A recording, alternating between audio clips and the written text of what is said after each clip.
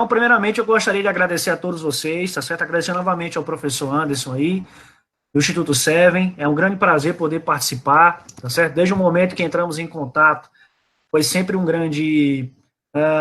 uma satisfação poder fazer parte desse evento. Agradeço demais novamente o convite, agradeço a participação de todos vocês. Para mim é um grande prazer estar aqui junto com vocês e poder compartilhar com vocês um assunto que eu sou extremamente fã, apaixonado por esse assunto, e que eu já trabalho com essa lesão já tem mais de 12 anos. Então é um grande prazer, eu me coloco à disposição de vocês, tá certo? Qualquer tipo de pergunta, de interferência, se quiserem que eu repita o conteúdo, eu vou estar à disposição de vocês, tá certo? Eu vejo aqui que tem muitos alunos da fisioterapia, da educação física, tá certo? Então, esse compartilhamento aí de conhecimento de várias áreas vai ser extremamente importante para que a gente possa entender o que a gente vai apresentar, tá certo? Eu gostaria de saber de vocês aí como é que está a questão do áudio, tá ok, não? Como é que tá aí, professor? Tá ok, aqui dá para escutar de Ok, boa. né? Pronto, então vamos lá. Pessoal, o que eu trago hoje para vocês, tá certo? É o que tem hoje de mais de evidente hoje quando se fala em tratamento da escoliose. Podem surgir muitas dúvidas, podem surgir muitos questionamentos, mas eu trago para vocês, além dos cursos que eu tenho dentro dessa área, eu trago para vocês também uma experiência de trabalho aí ao longo de 12 anos trabalhando com escoliose. E é o que eu sempre digo, tá certo? É uma patologia desafiadora, é uma lesão desafiadora, porque muitas escolioses, elas são muito agressivas, são muito progressivas.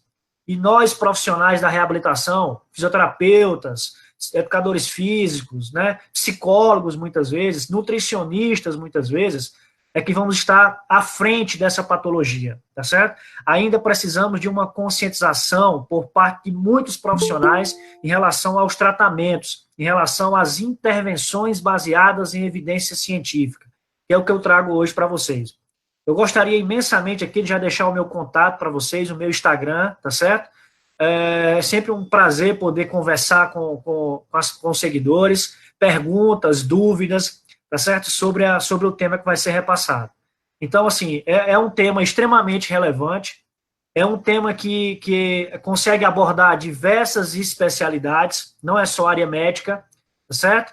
Ainda precisamos de um trabalho de reforço, de conscientização por parte de muitos profissionais da saúde, quando se fala em tratar a escoliose. Então, novamente, me coloco à disposição de vocês. Qualquer tipo de questionamento, eu vou estar à disposição para responder, tá certo?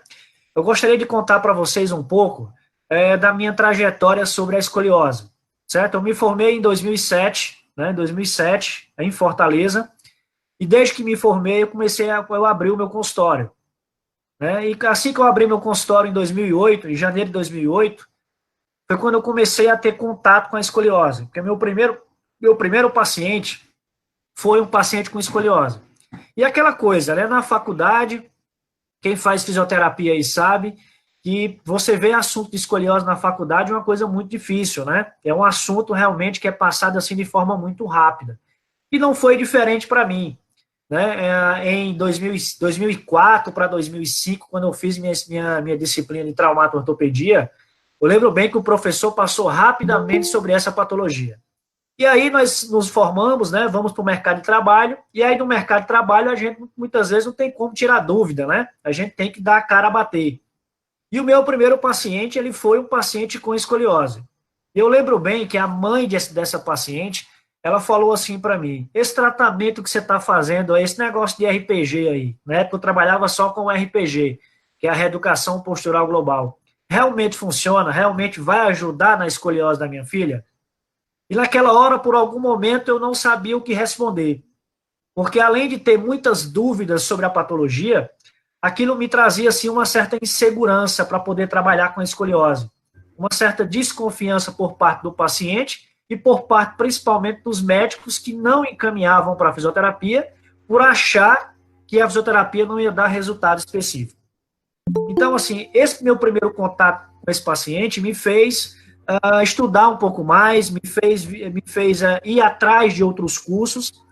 E aí, além do RPG, eu fiz outras formações também, que eu não vou me atentar um pouco a isso, mas eu queria me atentar a duas formações aqui específicas que é o tratamento da escoliose baseado em evidência científica, curso feito com o professor Rodrigo Andrade, de São Paulo, uma das referências aí nessa área de escoliose no Brasil, e principalmente o curso da formação internacional do método CIAS.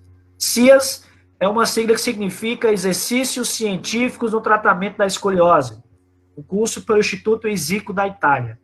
Então, através dessa formação internacional, digamos que eu clareei muito mais a minha visão quando se fala em escoliose. Além das outras formações em RPG, em Stretch, em Busquet, quem é da fisioterapia e sabe o que eu estou falando, e outras especialidades, ainda eu ficava naquela dúvida do que fazer com o meu paciente, de como trabalhar o meu paciente. Então, é uma coisa muito complicada. Quem é da fisioterapia, quem já é profissional aqui, que está aqui presente, sabe o quanto é desafiador poder trabalhar com escoliose, né? Principalmente com abordagens que não trazem um resultado satisfatório na intervenção do paciente. Outro ponto importante, eu sei que tem muitos educadores físicos aqui presentes, profissionais de educação física e alunos do curso de educação física. Uma pergunta aí, será que o paciente com escoliose ele pode fazer exercício físico? Parece uma pergunta muito óbvia, né? Mas deixa eu reformular a pergunta. Será que todo exercício é indicado para paciente com escoliose?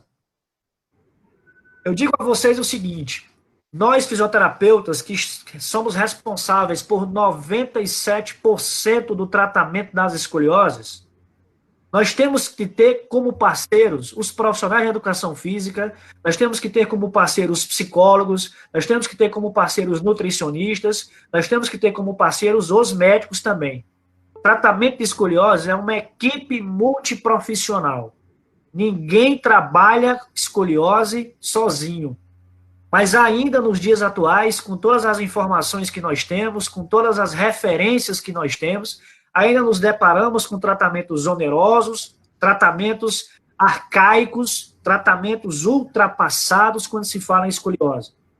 Então, hoje, nós temos o conhecimento de forma como se fosse uma segurança dos profissionais.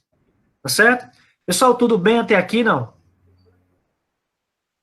Tranquilo aí, professor? O áudio, como é que estou falando muito rápido? Como é que está aí para vocês?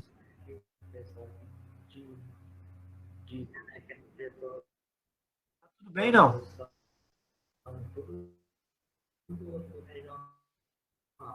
E aí, pessoal, posso passar? Pode, professor. Então, vamos lá. Qualquer dúvida aí é só perguntar, tá certo? Primeiro eu faço a seguinte pergunta. O que é escoliose? Né? Como é que eu defino escoliose? Tá certo? Será que todo desvio... Pessoal, alguém precisa desligar o áudio aí, por gentileza. Certo? Tudo bem, pessoal? Estão me escutando bem, né? Professor.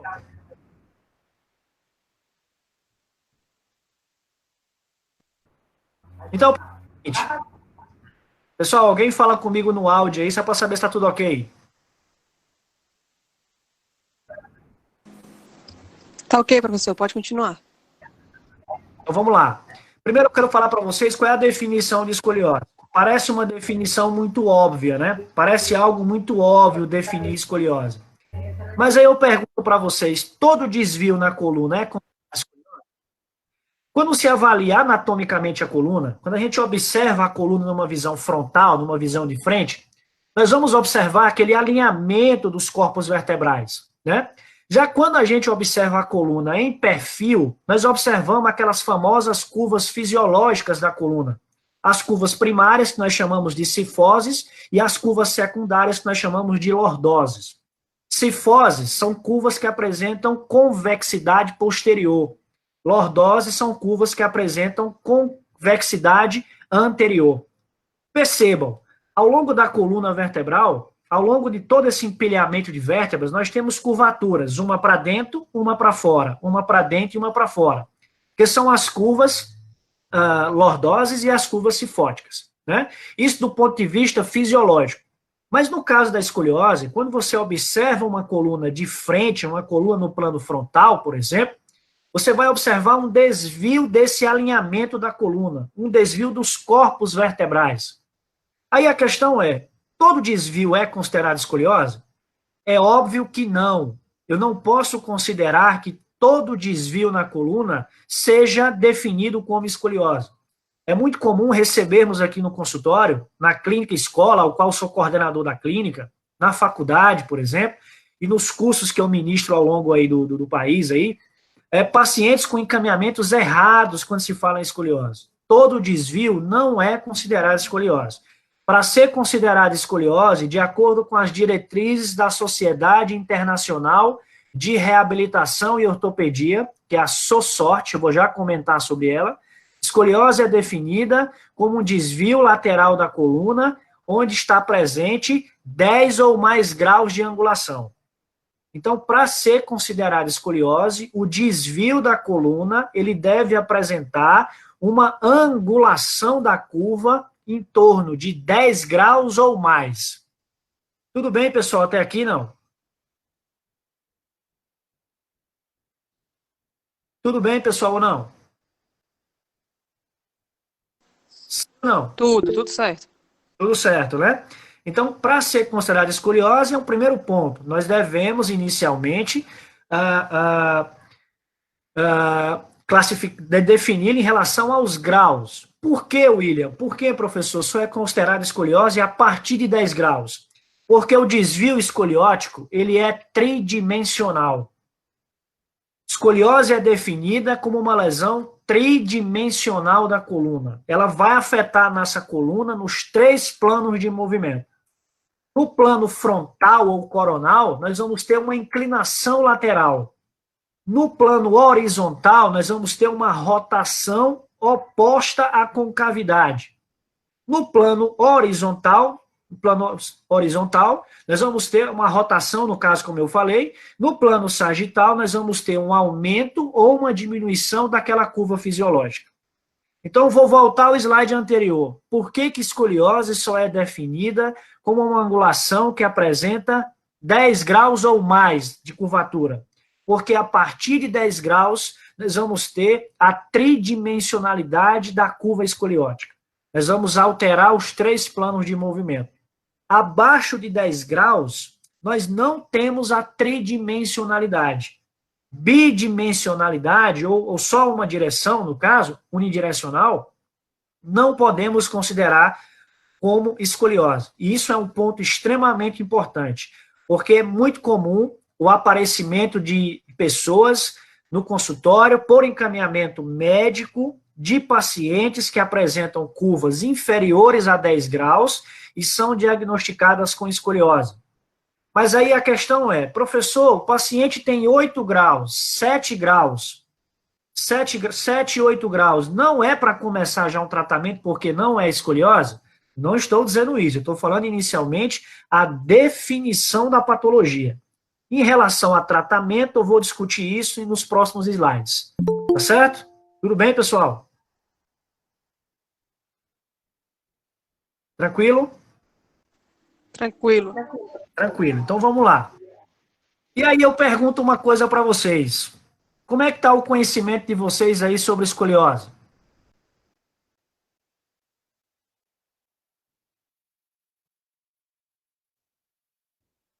Como é que está o conhecimento de vocês aí sobre escoliose?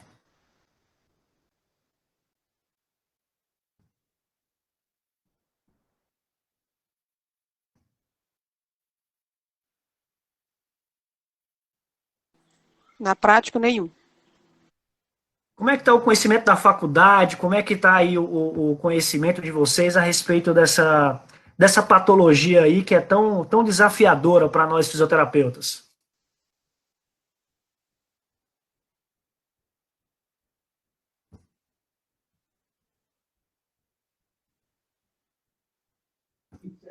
Para nós, da educação física, falando Ah, pelo profissional de educação física, é muito vago. A gente vê muito pouco. O que a gente consegue saber sobre patologias da coluna, inclusive também são muitas patologias outras, da coluna, né? Ah, quem a mais, gente tem pessoal? que estudar por fora, porque na faculdade é muito vago. É muito vago, né? Certo. O que mais?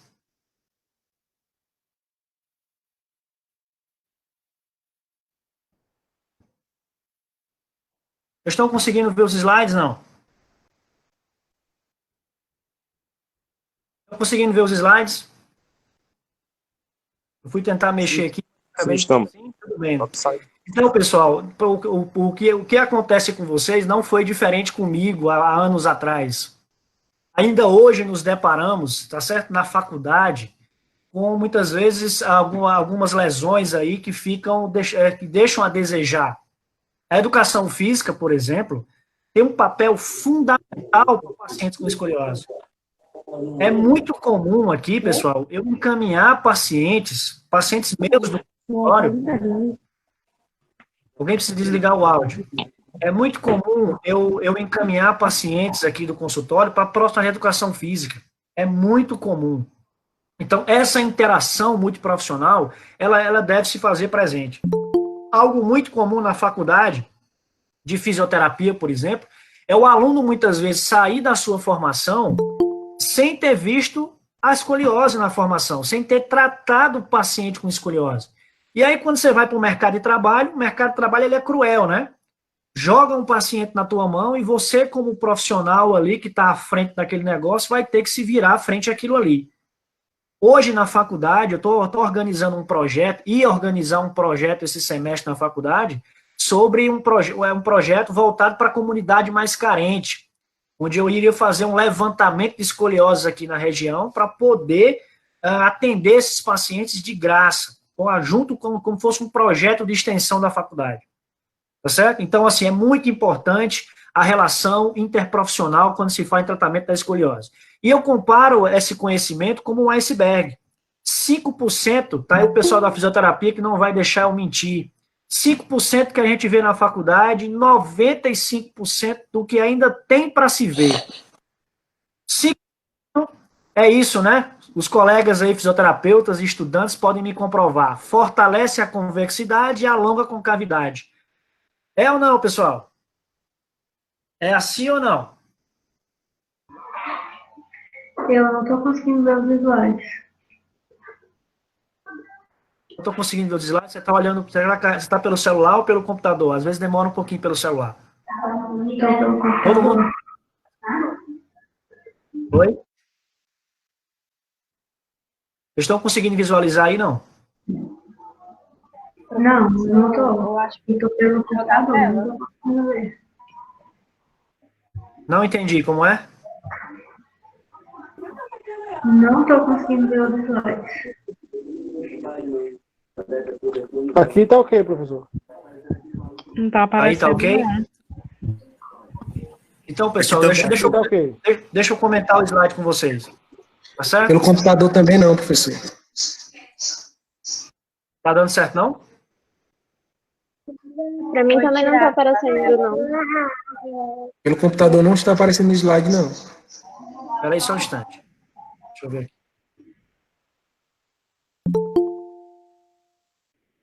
Deixa eu ver aqui uma coisa.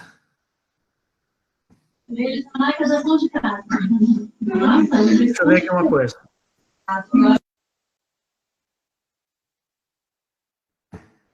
Vou colocar de novo, tá certo? E aí, pessoal, estão vendo agora ou não?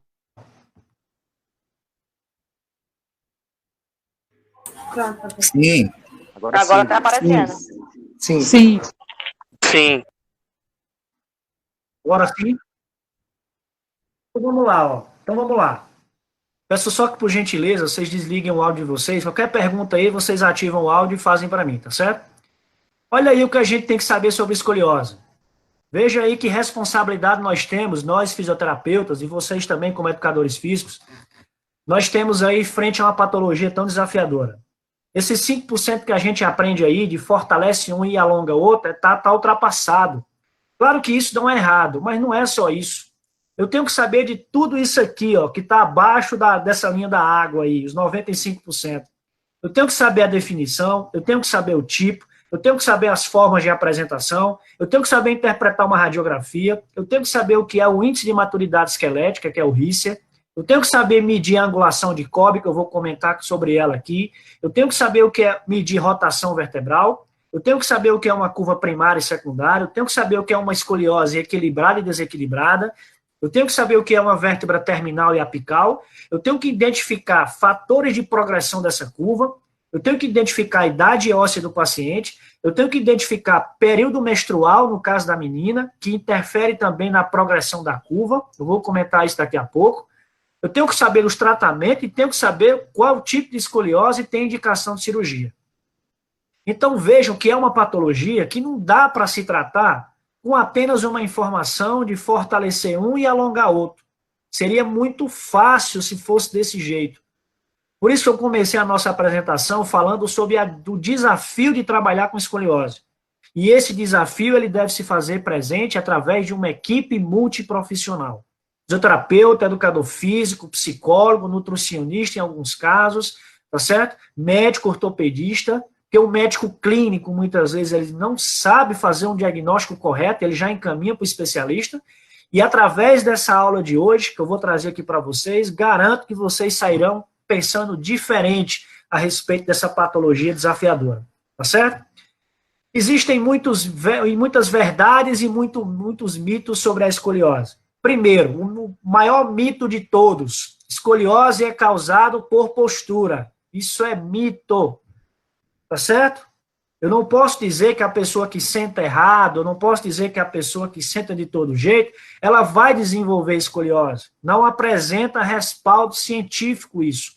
Foram feitas algumas pesquisas e através dos relatos científicos não se identificou que pessoas que têm alterações posturais ou que sentam de todo jeito ou que adotam posturas consideradas erradas podem desenvolver escoliose.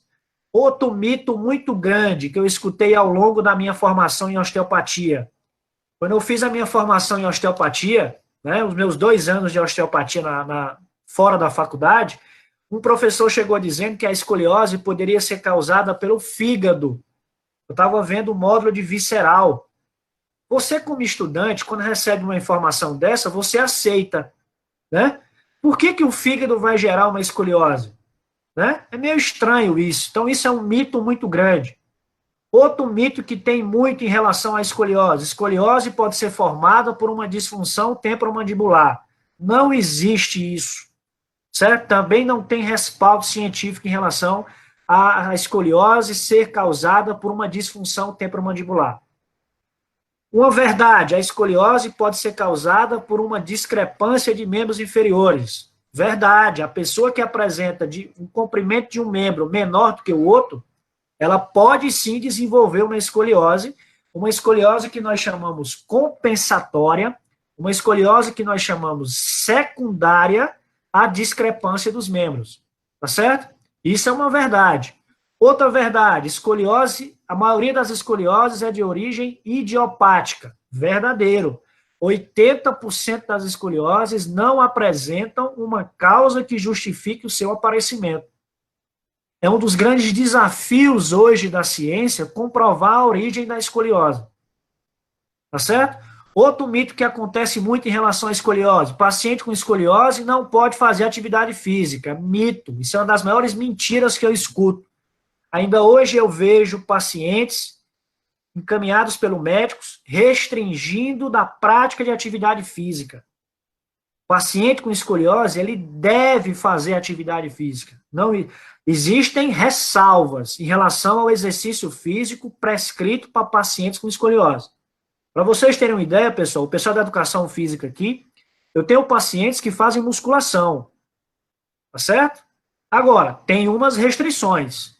Cargas axiais, como o agachamento na barra, outras cargas axiais sobre o tronco são contraindicadas, porque alteram a posição escoliótica. Agora, não há restrição, desde que seja com um acompanhamento, com um profissional qualificado e que saiba o que está fazendo. Outro mito que acontece com muita frequência, paciente sendo encaminhado para natação. Ah, natação é o melhor esporte para escoliose. Isso é mito. Já existem publicações científicas de alta qualidade metodológica que ressalvam que a natação não é o melhor esporte. E qual é, professor? Qualquer um, pessoal. Não existe um esporte ou uma atividade física que seja contraindicada para o paciente. O que é contraindicado é o sedentarismo. O que é contraindicado é você restringir o paciente de uma atividade física. E isso precisa ser externado, precisa ser realmente conscientizado, porque muitos médicos ainda restringem o paciente de fazer alguma atividade física. Tudo bem, pessoal?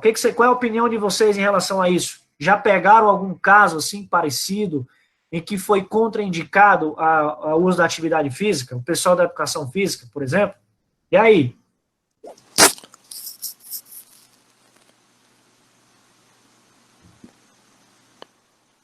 Já sim, professor, já aconteceu casos de alunos chegarem na academia com medo de fazer qualquer tipo de exercício físico, nem que seja pequenos exercícios de mobilidade, que está começando por medo do médico chegar e falar que se fizer algum exercício físico vai piorar ou vai agravar a situação. Justamente.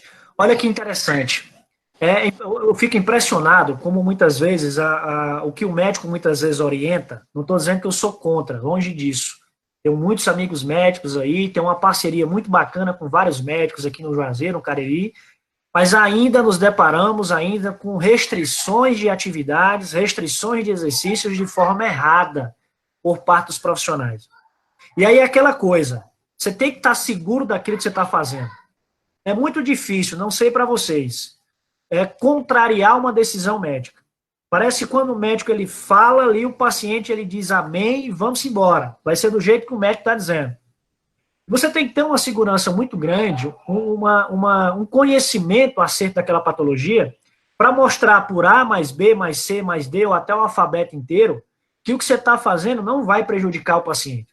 Eu tive que vencer, pessoal, muitos desafios ao longo da minha profissão, certo? Quem é fisioterapeuta sabe disso, para poder ganhar espaço, para poder ganhar reconhecimento frente a diversas lesões que eu trato hoje, principalmente quando se fala em coluna vertebral.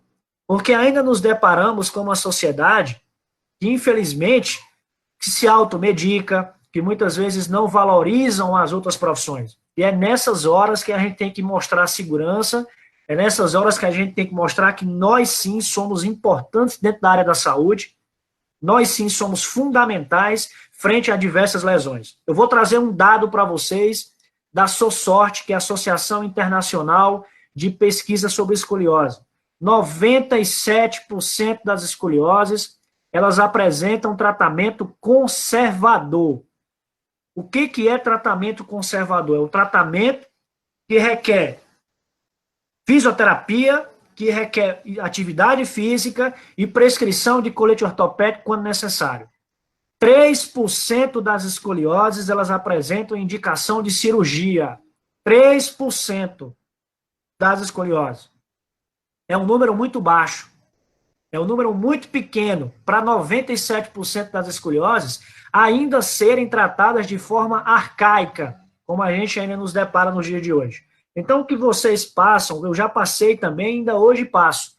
Mas se você acredita no que você faz, se você confia no processo, se você confia na sua ferramenta, confia no seu conhecimento, você vai ver que você vai conseguir trabalhar a escoliose sem nenhum problema. Basta, inicialmente, você saber o que é a patologia, quais são os fatores que podem progredir, o que você pode e o que você não deve fazer. Mas uma coisa eu garanto a vocês, profissionais de educação física aqui presentes, a atividade física, ela deve sim ser prescrita para o paciente que apresenta escoliose. Desde os graus mais leves até os graus mais avançados da lesão, que eu vou já comentar. Tá certo? Outro mito que tem bastante, escoliose e dor. Isso aqui é algo, pessoal, que eu bato muito nessa tecla em relação à escoliose e dor, pessoal. Não necessariamente o paciente com escoliose, ele vai apresentar dor. Existem alguns estudos que eu até listei aqui para vocês, aqui embaixo da tela. Vocês estão conseguindo ver esse artigo aqui no slide de vocês, não? Na tela de vocês? Sim ou não? O slide está aparecendo. Tem uma referência de uma publicação embaixo no canto esquerdo inferior. Oi? Está aparecendo aqui. Está aparecendo, né? Isso. O dado que eu trago para vocês. Não há uma correlação entre escoliose e dor. Não há uma correlação. Não necessariamente o fato do paciente ter 50, 60 graus, quer dizer que ele vai apresentar dor. Eu tenho pacientes no consultório com 60 graus de escoliose. Não tem dor nenhuma. Eu tenho pacientes com 12 graus de escoliose e sentem dor. Então, não necessariamente o aumento do ângulo ou a escoliose sendo mais severa quer dizer que o paciente vai apresentar dor. Isso, ao mesmo tempo, é um dado importante e, ao mesmo tempo, é um dado que precisa ser repassado aos pais, principalmente. Tá certo? Principalmente aos pais. É preciso observar o período de crescimento de crianças e adolescentes, porque é no período de crescimento, de estirão de crescimento, que a escoliose ela começa a apresentar sinais que vão nos caracterizar em relação à patologia. Tá certo? Constantemente eu sou convidado a dar palestras em escolas, por exemplo, para falar sobre isso. Muitos pais acham que pelo fato da criança não ter dor, quer dizer que ela não tenha nada. A escoliose, muitas vezes, ela é uma lesão silenciosa. E muitas vezes ela vai só para se apresentar através de alterações na estrutura corporal.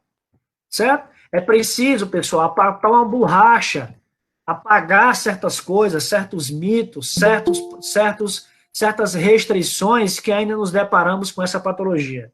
É preciso, acima de tudo, uma conscientização. E aqui, novamente, eu parabenizo o Instituto Seven, certo? Por essa iniciativa, em poder trazer aqui para todos vocês aqui presentes, tá certo? Esse conhecimento e outros conhecimentos também, tá certo? Frente a esses desafios que nós nos deparamos na nossa profissão. Seja físico, seja educador físico, seja psicólogo, seja qualquer tipo de profissional. Então, eu espero que ao final dessa palestra, eu espero que todos tenham uma visão diferente sobre essa patologia. E todos tenham realmente uma segurança a mais para poder lidar com essa lesão. E apagar certas crenças, certas teorias arcaicas, como eu já comentei, sobre essa lesão. Tá certo? Como eu falei anteriormente, causas da escoliose. 80% das escolioses, elas são de origem idiopática, ou seja, não existe uma causa que justifique o seu aparecimento. 20% das escolioses, elas têm uma causa específica. Quais são, William, as principais causas de uma escoliose? Escolioses congênitas. O que é uma escoliose congênita?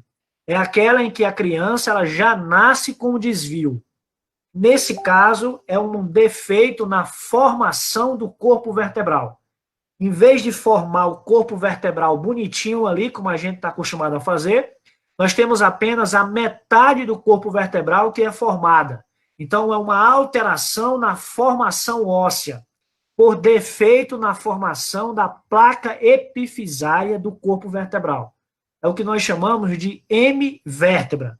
Nesse caso, é uma escoliose grave, é uma escoliose que precisa ser acompanhada, que é muito provável que esse paciente ele vá para a cirurgia, que é um problema ósseo, congênito. Existem as escolioses neuromusculares. Vocês, profissionais de fisioterapia, profissionais de educação física, que trabalham com pacientes neurológicos, com paralisia cerebral, por exemplo, patologias que têm um déficit de controle de tronco, vocês irão perceber que na hora que vocês colocam o paciente sentado, ele arreia o tronco, ele não sustenta o tronco. Então, isso pode causar o que nós chamamos de escoliose neuromuscular por déficit de controle neuromuscular do tronco, da musculatura do tronco, que segura o tronco. Tá certo? Existem as escolioses degenerativas, por algum processo degenerativo, como uma artrose avançada, como uma patologia que altera todo esse formato vertebral, podem ocasionar escoliose. Outra causa de escoliose, que vai entrar dentro desses 20%, como eu mencionei agora há pouco, são as escolioses de origem por consequência da diferença de comprimento dos membros. Pessoas que apresentam diferença no comprimento dos membros inferiores, elas podem apresentar uma escoliose compensatória à discrepância dos membros. Então, durante a avaliação fisioterapêutica, é necessário a avaliação em relação ao comprimento dos membros. Pessoal, como é que está aí para vocês? Está muito rápido? Como é que está? Me dá um feedback aí. Eu compartilhei toda a minha tela aqui, não estou conseguindo ver vocês.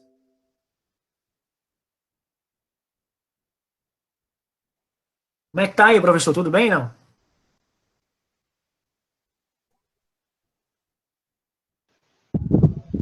Tá ótimo, professor. Tudo bem, professor? Então vamos lá. Tá ótimo. Tá show, professor. Então vamos lá, vamos prosseguir então. Vamos prosseguir então. O que eu trago para vocês nesse slide é a classificação quanto à idade de surgimento e localização. O que é isso?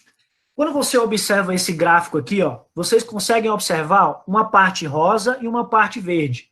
A parte rosa é a parte direcionada às meninas. A parte verde é a parte relacionada aos meninos. O que esse gráfico mostra?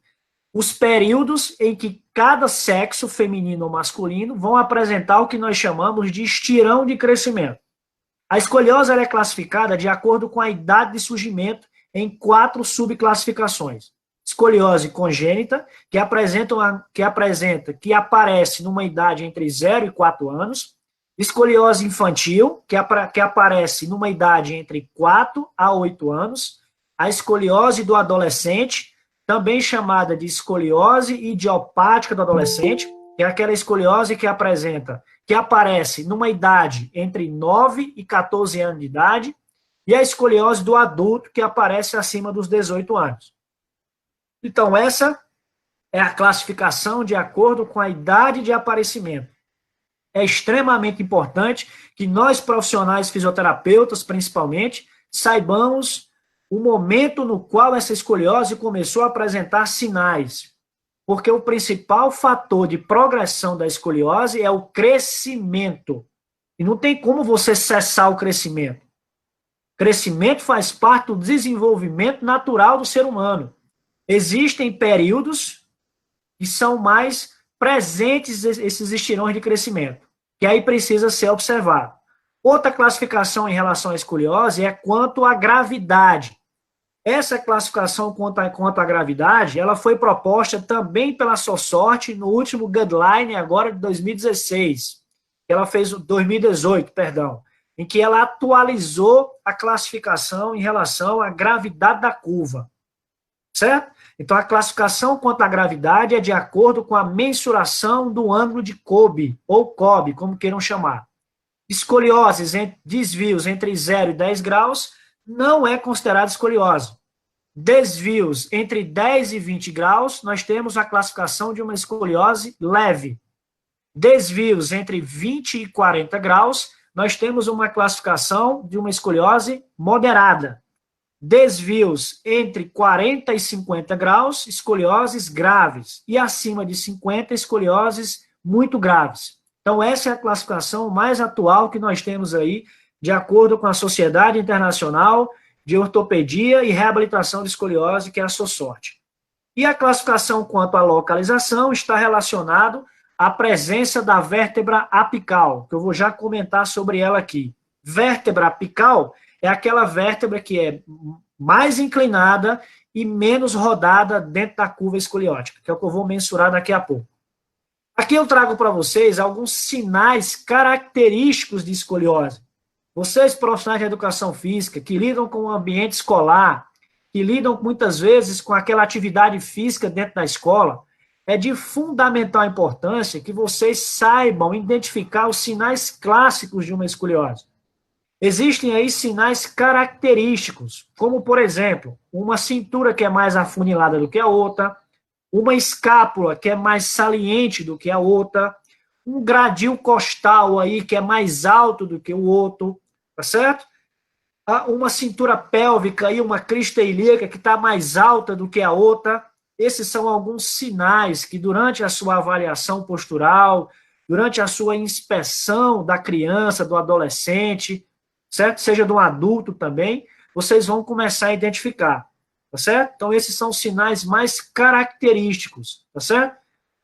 Aumento do triângulo de Thales, que é aquele triângulo que é formado entre o cotovelo e o tronco do paciente, que é o triângulo de Thales, tá certo?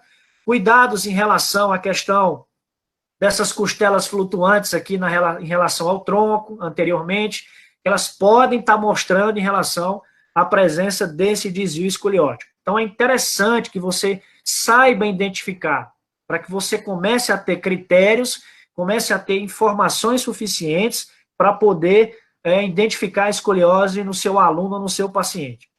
Aqui eu trago para vocês, pessoal, todo mundo está vendo esse slide aí, não? Sobre esse artigo, impacto psicossocial?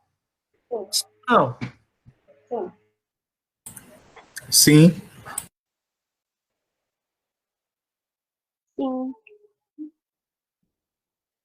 Todo mundo está vendo aí, né? Então, pessoal, é o seguinte, tratar escoliose, eu vou falar igual um colega meu do curso. A gente não pode ser amador para trabalhar com escoliose. A gente tem que ter, assim, realmente um conhecimento muito apurado sobre essa patologia tão difícil, muitas vezes, de lidar. A escoliose, ela não vai afetar só a estrutura corporal.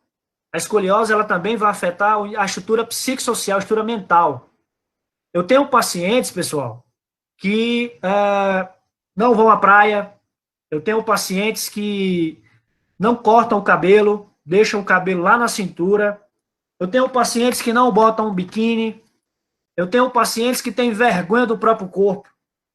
Pensa aí na idade de vocês, lá nos seus 12, 13 anos de idade, 10, 11 anos de idade, onde a menina, principalmente, está começando a ficar um pouco mais vaidosa.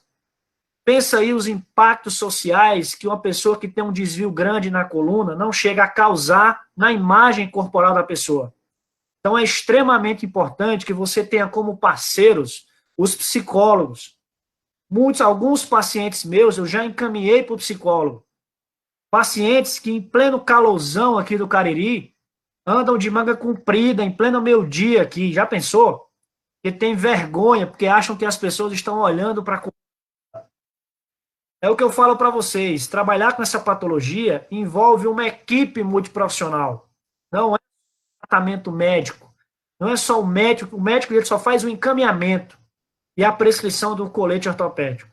Toda a responsabilidade frente ao tratamento da escoliose é de responsabilidade do fisioterapeuta, principalmente, e em parceria com o profissional de educação física para lidar com essa lesão e poder melhorar a qualidade de vida desses pacientes. A imagem corporal é de fundamental importância para que você trabalhe no seu tratamento.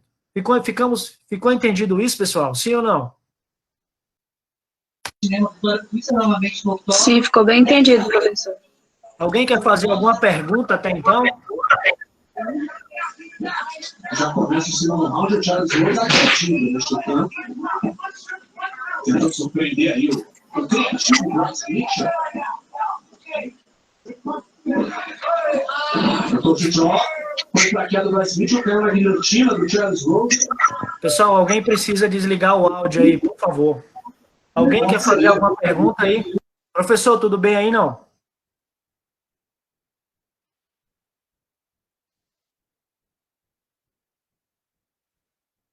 Alguém quer fazer alguma pergunta, pessoal? Professor. Oi. Boa noite. Eu tenho uma pergunta, uma dúvida. Pois não. Me diga uma coisa, o senhor falou que a escoliose, ela muitas vezes pode ser provocada pelo encurtamento de algum dos membros, não é isso? Isso. Se o senhor pudesse dizer, se existe alguma pesquisa, algo do tipo, o que poderia provocar o quê? Seria o encurtamento do membro que poderia provocar a escoliose ou a escoliose poderia provocar o encurtamento do membro? Assim, quem teria maior influência? Como é seu nome? É Alberto. Você é de qual área, Alberto? Eu sou de educação física. Pronto, vamos lá.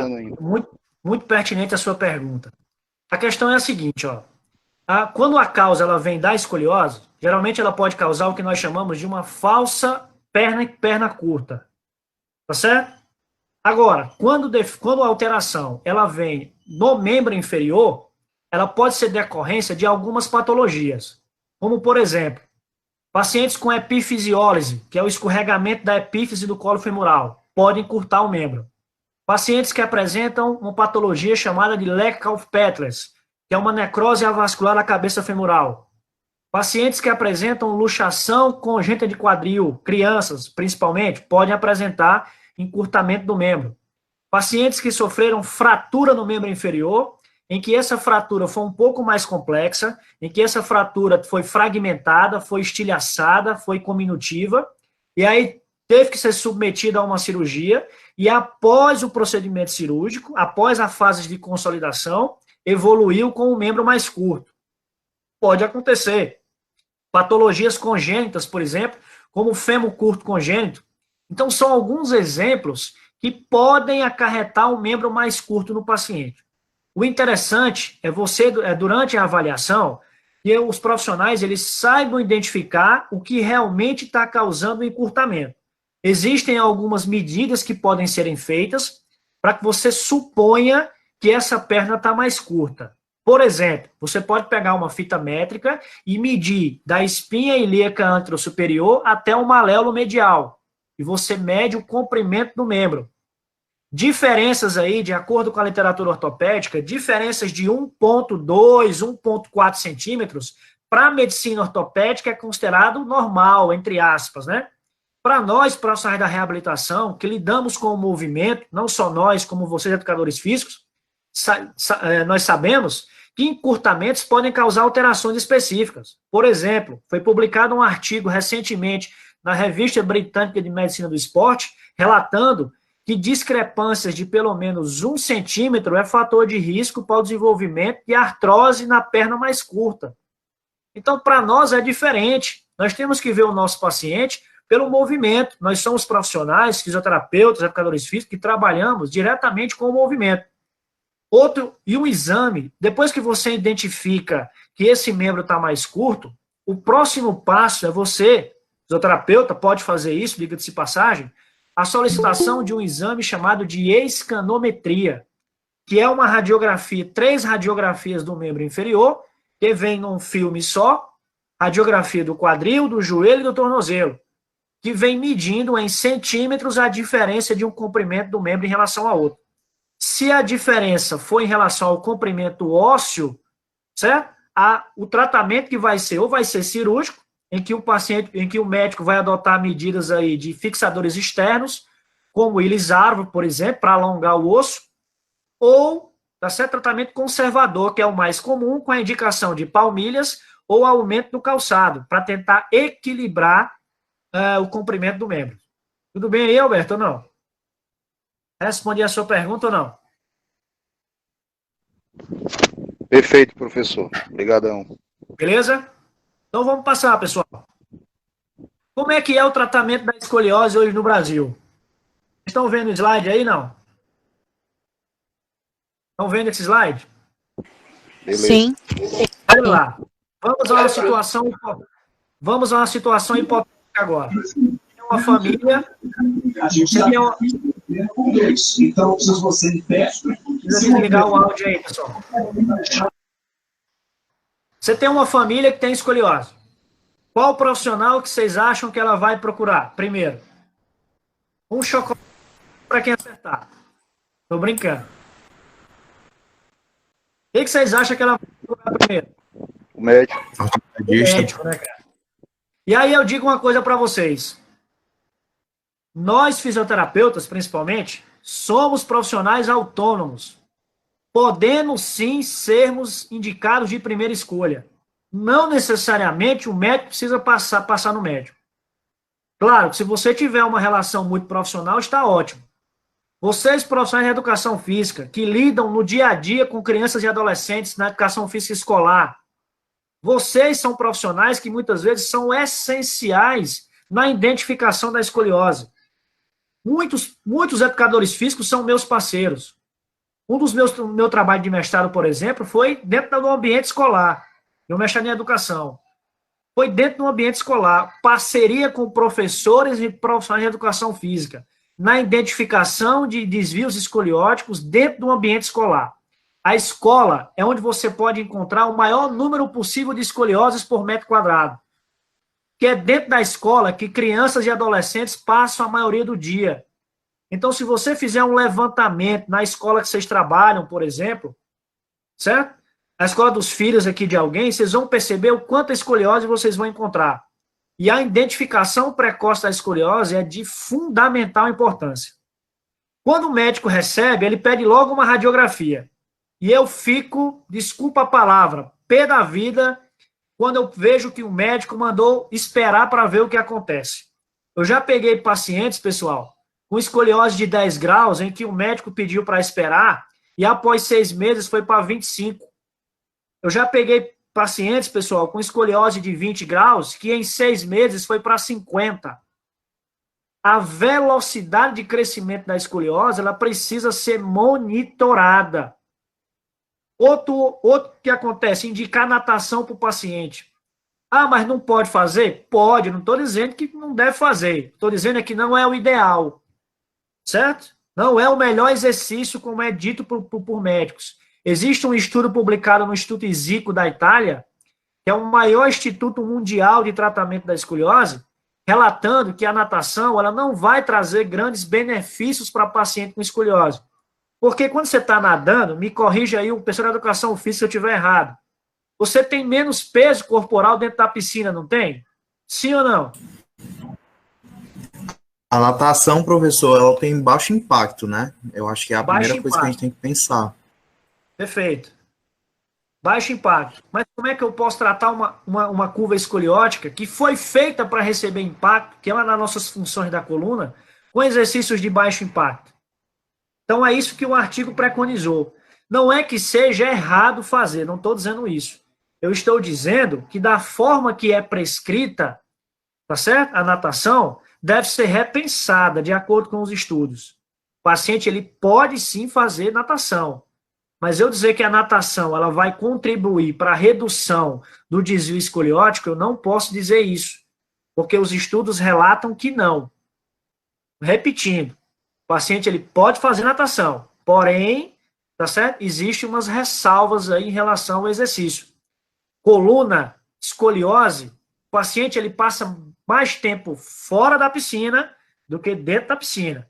Então, é extremamente importante que, depois que ele sair da piscina, que ele continue com exercícios, que é o que eu vou comentar mais à frente.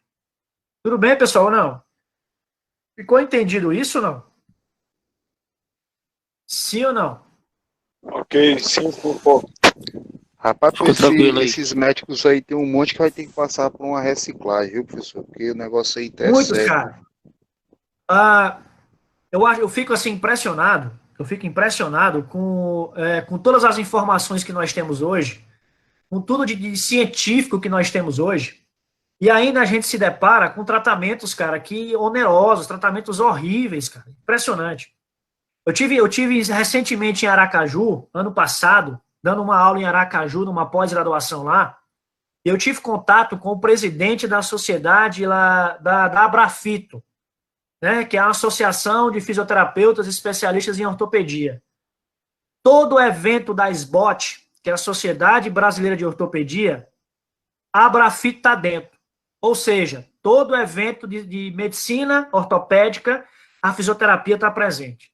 Aqui no Ceará, em outros cantos do Brasil, é a SBOT de um lado e os fisioterapeutas do outro. O fisioterapeuta não pode participar de evento da SBOT, porque é reservado aos médicos. Não existe isso, pessoal. Já pensou o que seria da ortopedia sem a fisioterapia? Já pensou o que seria desse paciente, de um atleta, por exemplo, que rompeu o ligamento cruzado do joelho, fez reabilitação e não fez um acompanhamento com o preparador físico depois? Como é que esse cara volta a jogar?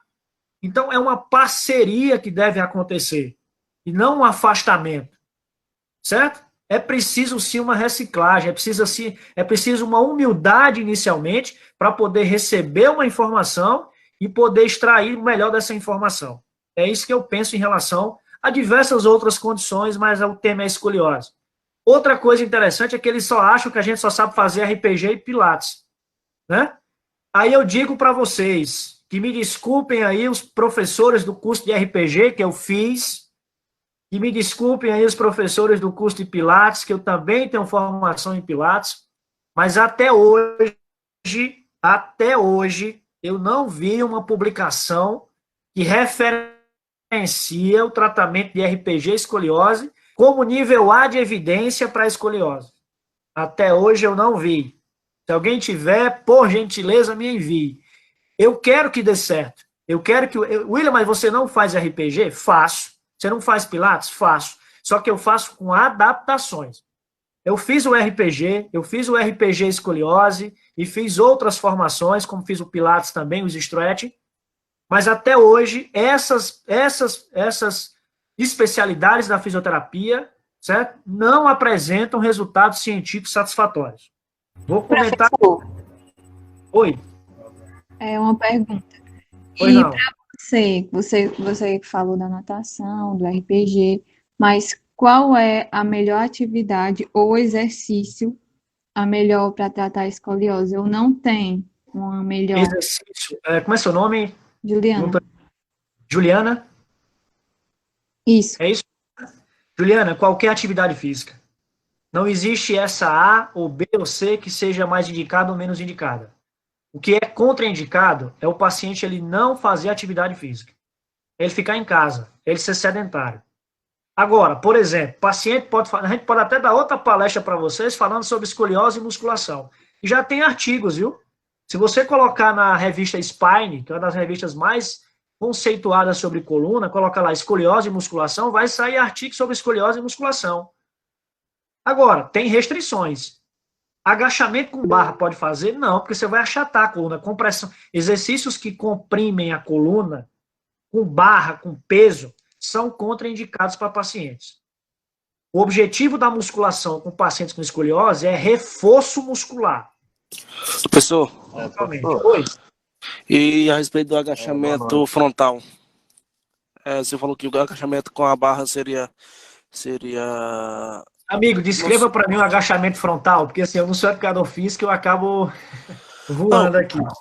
Porque tem o agachamento com as barras nas costas, então o agachamento que mudaria totalmente a biomecânica do próprio agachamento, que seria o agachamento frontal.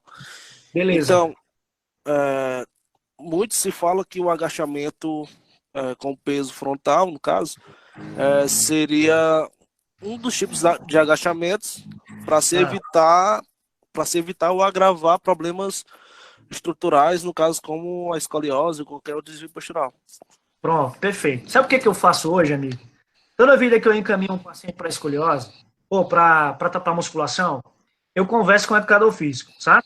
Assim, você está me falando de um exercício aí, pelo que você me descreveu, deve ser feita uma análise biomecânica, deve ser feita uma análise da posição do paciente, deve ser ensinado inicialmente para o paciente o exercício de autocorreção, que eu vou já falar sobre ele aqui.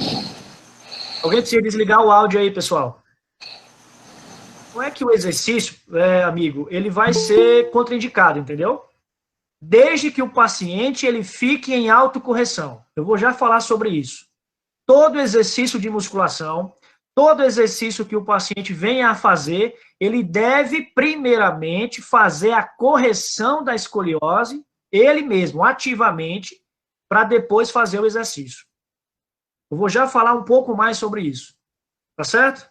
Beleza? Professor? Oi. Professor, no caso aí, pegando aí a ponta do que o Vladimir disse, no caso dos agachamentos frontal ou terra, na realidade até o terra ele se torna até melhor para escoliose ou para que tenha alguma patologia na lombar, seria por conta da pressão. A pressão na coluna ela é menor, devido à barra na parte frontal. E aí entra, como você disse, por exemplo, o terra, que ele é bem mais indicado para quem tem alguma patologia na lombar, por conta da biomecânica dele, do formato que vai ficar posicionado o aluno. E aí a gente consegue ter um fortalecimento dessa lombar para poder melhorar, no caso, essa patologia. Perfeito, sua observação foi muito bacana. Essa análise, esse pensamento que nós devemos ter frente ao paciente com escoliose na atividade física. Essa análise que a gente tem que ter. Você está perfeito na sua observação. Você tem que analisar cada caso. Porque eu devo saber que tipo de curva esse paciente tem. Se é uma curva em C, se é uma curva em S, para que lado é essa curva, tá certo? Para que lado para onde tem mais rotação, e assim por diante. Conhecer a patologia, você consegue adaptar o seu gesto no seu treinamento, na sua atividade física. É essa a informação mais importante que eu queria passar para vocês, educadores físicos. Quando o professor me falou que ia ter muito educador físico para a gente, eu fiquei, que maravilha, cara. Porque, assim, essa informação que nós temos que passar para vocês, essa informação que nós temos que ter em mente para poder trabalhar com o paciente com escoliose. Eu devo, não posso ou não posso fazer? Será que esse exercício não vai causar muitas sobrecargas? Oi? William aqui falando. Professor, eu vi a sugestão aí, os comentários, achei muito interessante, já acabei de parabenizar o senhor pelas informações. Agradeço, amigo. Tá muito interessante, certo? E assim, ressaltando aí os que os amigos quiseram falar sobre os agachamentos, quero deixar minha deixa aqui também, que sobre o hack vertical, onde ocasiona a pressão sobre a coluna, o agachamento guiado, o agachamento com barra nas costas, seria interessante que procurasse outro tipo de exercício, como realmente o agachamento terra, para isso, onde o aluno vai se colocar em uma posição onde o profissional de educação física vai estar com a visibilidade em cima do aluno, para que ele melhore a postura, assim ocasionando que ele tenha uma boa execução, que no caso a melhoria da escoliose. Como também eu acredito, até como pergunta para o senhor também, como um exercício chamado puxada frente ou puxada atrás. Não é isso? Alinhando o aluno da forma correta e fazendo um exercício, creio eu, que é descomprimir a coluna vertebral, no caso as vértebras, não é isso? Seria benéfico para o aluno. Não seria isso, no caso? É isso, seria cara. Benéfico para o aluno, não é isso? A ideia é sempre essa, entendeu? Exercício que não pode faltar para paciente com escoliose. Exercício de estabilização vertebral. Não pode faltar. Fortalecimento de core, fortalecimento de paravertebral, fortalecimento de musculatura profunda. São exercícios que não podem faltar para pacientes com escoliose. Professor. Oi, pois não. Eu tenho uma aluna, eu trabalho com personal training, né?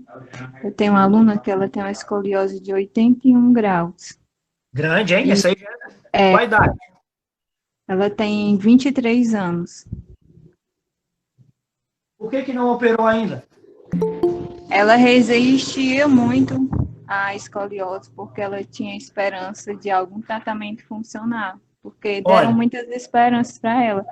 Mas o caso dela é cirúrgico mesmo e antes da cirurgia o médico tinha dito que era muito importante ela fazer musculação. Porque assim, escolioses acima de 55 graus, elas já irão apresentar uma repercussão muito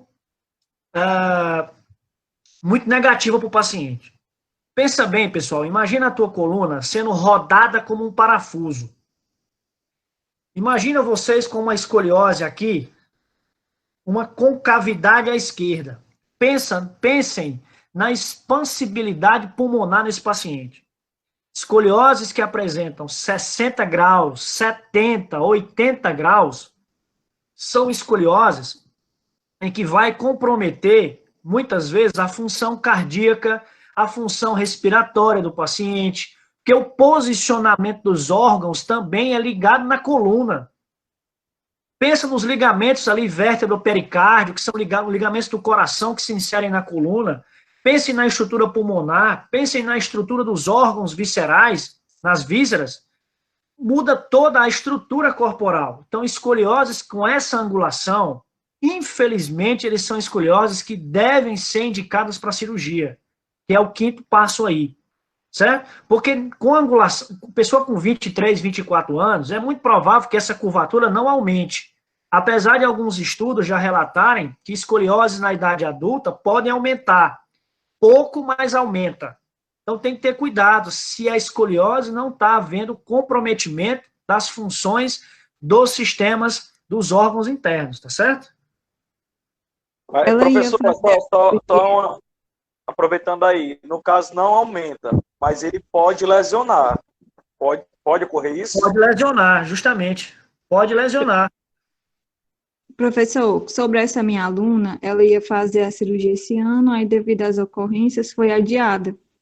Mas ela tem uma certa resistência quando ela conversa comigo, mas o que eu queria falar mesmo em relação a isso é que depois que ela entrou na musculação, ela realmente tinha um comprometimentozinho cardiorrespiratório, a respiração dela era muito difícil no começo, e ela conseguiu melhorar muito, tanto o quadro dela de dor, como a questão cardiorrespiratória no exercício, na musculação. A qualidade de vida dela melhorou muito. Justamente, a grande intenção, quando vocês estiverem diante de pacientes que apresentam escolioses grandes, o grande objetivo do tratamento é a melhora da qualidade de vida do paciente. Certo? Eu poderia falar muito sobre a cirurgia de escoliose aqui, muito sobre a cirurgia, tá certo? E muitos pais, muitas vezes, recorrem à cirurgia de forma, ou por pressão médica, tá certo? Alguns casos, não estou dizendo que são todos, deve ser avaliado. Ou por uma questão estética. O que leva mais o paciente adolescente a uma cirurgia, em muitos dos casos, é uma condição estética, certo? Vocês conhecem um cara chamado Usain Bolt? Já ouviram falar dele? Ele tem escoliose. E uma baita de uma escoliose. E é o cara mais rápido do mundo. O que eu estou querendo dizer com vocês? Não é porque você tem uma escoliose que vai te restringir de fazer as coisas. Cada caso é um caso. Por isso que é uma patologia desafiadora. Por isso que é uma patologia que deve ter um trabalho de uma equipe muito profissional. Professor Anderson aí dá várias outras palestras aqui, as discussões, tá certo?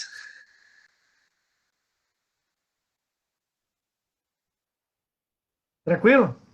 Posso passar, pessoal? Meu amigo, dá muita margem aí para várias outras temáticas, viu? Dá várias temáticas aí. Várias temáticas, né? Inclusive, quinta-feira, eu vou anunciar para os meninos aqui, né, a próxima maratona que vai ocorrer, quais são as temáticas. Está vindo aí, pessoal, maratona de reabilitação, onde vocês vão ter aí agora, né, durante as próximas semanas, reabilitação de hernia de disco, aí vem reabilitação de ombro, entre outras coisas que nós vamos anunciar. Mas até quinta-feira, né, no final dessa maratona, a gente vai ser a próxima, beleza? Beleza. Então vamos lá, pessoal, só para a gente poder passar aqui. Não se tem certeza de qual... Professor, e sobre o RIFE? Pode falar. E sobre o RIFE? E o COB? Não entendi. E sobre o RIFE e COB? Chego já lá, tá certo? Tá bom.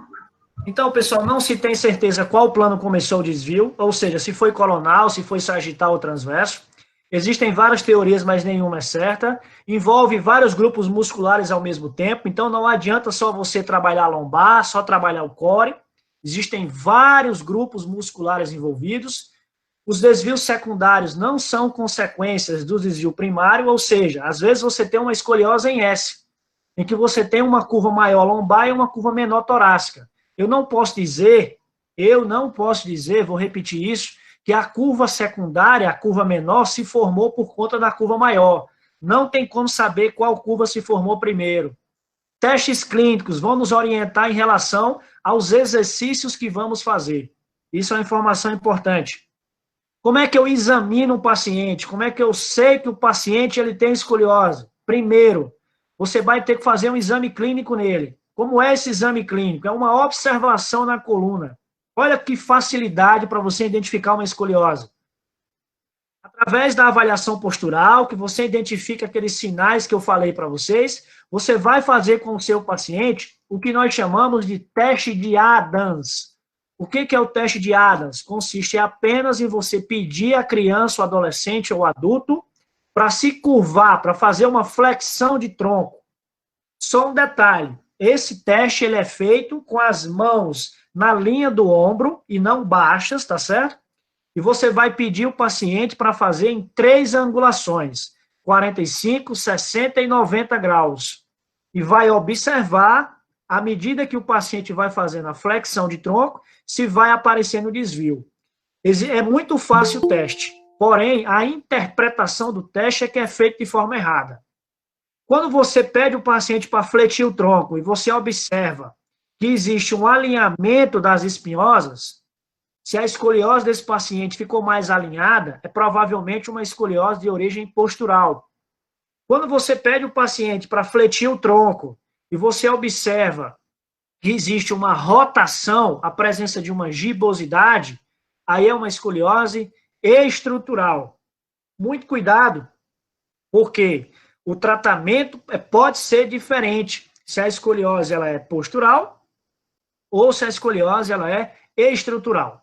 E quando se fala em avaliação, tá certo? É preciso, temos que ser capazes de medir os desvios nos diferentes planos. Se eu estou diante do plano frontal, a minha função é medir o ângulo de Cobb. Se eu estou diante do plano sagital, o ideal é o que eu meço através do fio de prumo, que eu vou já falar para vocês. Se eu estou diante do plano transverso, do plano rotacional, existe um equipamento chamado de escoliômetro, que é uma régua que você pode medir o quanto ocorre de inclinação da coluna em relação a esse desvio escoliótico. Se a escoliose ela é definida como uma lesão tridimensional, nós temos que ser capazes, principalmente a galera da fisioterapia aí, ser capazes de medir o ângulo nos 3 planos de movimento. Só medir o Cobb não vai adiantar. Você tem que ter outras informações, você tem que ter outras ferramentas para poder medir o ângulo escoliótico, tá certo? Vamos à primeira delas, o teste de Adams, como eu falei para vocês. O teste de Adams é para você identificar a presença da gibosidade. No caso da lombar, você vai observar um aumento da massa dos paravertebrais. No caso da torácica, vocês irão observar a gibosidade. Vocês irão apresentar a rotação do gradil costal. Essa outra imagem que está aparecendo para vocês aí, de uma pessoa soltando uma cordinha nas costas do paciente, é um teste chamado fio de prumo. Para quem não sabe o que é prumo, é aquele equipamento que o pedreiro utiliza na construção para poder verificar se a parede está alinhada. Calma, que vocês não precisam ir à loja de construção para poder comprar isso. Hoje nós utilizamos o laser, tá certo? Então você vai lá, compra um laser, e aí através do laser você consegue verificar esse fio de prumo. O que consiste esse teste? É identificar se a escoliose ela é equilibrada ou desequilibrada. Tem pacientes que têm a escoliose e apresentam desalinhamento entre o crânio e a pelve. Tem pacientes que têm escoliose e apresentam alinhamento entre o crânio e a pelve. Pacientes que apresentam desalinhamento, paciente com escoliose, que tem desalinhamento entre o crânio e a pelve, nós chamamos de escoliose desequilibrada. Essa escoliose ela é mais perigosa, essa escoliose ela tende a progredir mais. Então, muito cuidado com ela. Outro teste que nós podemos fazer com o paciente, caso você tenha à sua disposição, é uma régua que nós chamamos de escoliômetro. Essa régua não tem no Brasil. Essa régua você só vai ter fora do Brasil, nos Estados Unidos, na Itália também. Você tem que importar isso aí, custa em torno aí de uns $100 essa reguinha aí. E você pode usar para poder medir a inclinação do tronco do paciente. Só consiste em você passar o escoliômetro sobre a coluna do paciente. E aí você vai identificar, vocês percebem que essa régua ela tem uma mensuração, quantos graus de inclinação esse tronco oferece. Quanto maior o grau de inclinação do tronco, maior será a escoliose do paciente. Tá certo? Nós chamamos de escoliômetro. Tem um artigo, para quem quiser ler o artigo, está aqui o artigo à disposição de vocês, que valida um aplicativo que você pode baixar no seu celular para fazer essa medida, tá certo? O nome do aplicativo é Escoliometer, como está escrito aí, ó. Você pode baixar no seu aplicativo, seja Android, seja iPhone aí, você pode baixar, tá certo? Esse aplicativo, o nome do aplicativo é Escoliometer. Existe uma publicação que foi realizada no Jornal de Ortopedia Pediátrica que valida a mensuração através do aplicativo. Então, se você não quer pagar $100 no aparelho, você vai e baixa o aplicativo no seu celular, tá certo? iPhone é pago, tá certo? Você pode baixar um que é de graça, que o nome do aplicativo é Protractor. O nome do aplicativo é um transferidor verdinho, o aplicativo, tá certo? Então, vocês podem baixar e aí vocês podem fazer essa mensuração. Beleza? E aí eu trago para vocês a questão da radiografia. E para nós, fisioterapeutas na faculdade, o quanto é desafiador, né, pessoal? Você saber interpretar exame de imagem, né? E quando se fala em escoliose, não é diferente. Primeiro, o que você tem que fazer? Você deve definir o que é escoliose. E a escoliose é definida de acordo com o lado da convexidade. Beleza? Então, o lado da convexidade é o lado que você nomeia a curva escoliótica. Nesse exemplo que eu trago para vocês, por exemplo, nós temos aqui uma escoliose torácica de convexidade direita e uma escoliose lombar de convexidade esquerda.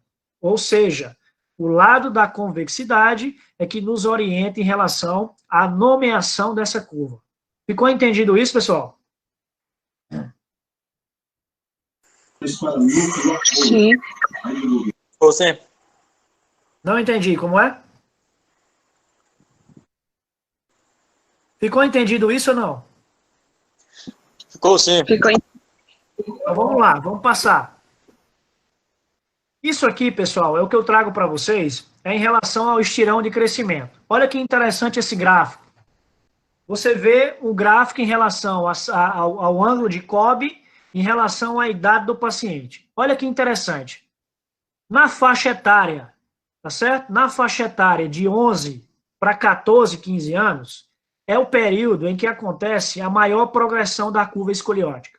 Vocês, meninas aí, a escoliose, ela apresenta uma proporcionalidade de a cada 5 escolioses, 4 é na menina e 1 é no menino. Por que é isso? Não se sabe. Mas é notório que a escoliose, ela afeta muito mais a menina do que o menino. Vocês, meninas aqui presentes, se vocês pegarem uma foto de vocês antes da menarca, da primeira menstruação, e compararem 2 anos depois da primeira menstruação, vocês irão identificar, provavelmente, o quanto vocês cresceram, o quanto vocês evoluíram em crescimento e em constituição corporal. Muito cuidado com adolescentes que têm escolioses e ainda não menstruaram. Como eu falei para vocês anteriormente, o principal fator de crescimento da escoliose, o fator de progressão da escoliose é o crescimento. Então, é monitoramento desse paciente.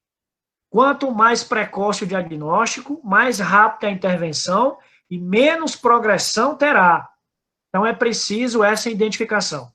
No menino, é óbvio que ele não vai ter período menstrual, é óbvio, né? O período de estirão do menino é lá por volta dos 13, 14 anos de idade. Né? O menino passa a criar pelos corporais, né? Passa a criar um pouco mais de massa muscular. Nesse período é que pode começar o aparecimento da escoliose do adolescente. A escoliose mais comum é a escoliose do adolescente. Então, muito cuidado nessa faixa etária, entre 11 e 14 anos de idade. Tudo bem, pessoal?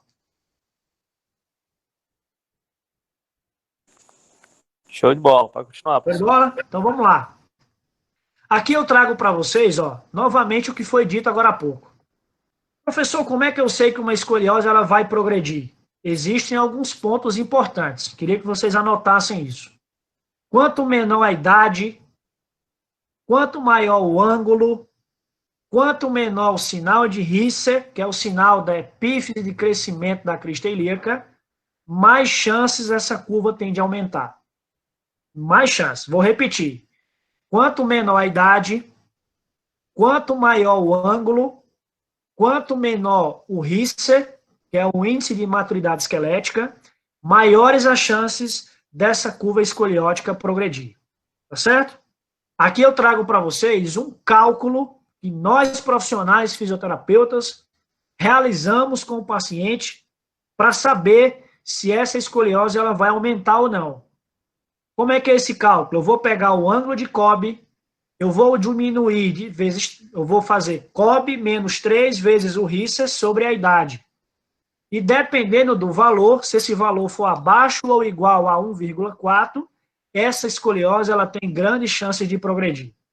Então, esse dado ele foi publicado na SOSORT, ele segue as diretrizes da SOSORT, baseados na progressão da curva observados em 727 pacientes, num estudo controlado randomizado, que foi realizado pela SOSORT, que é a maior instituição do mundo quando se fala em pesquisa sobre escoliose.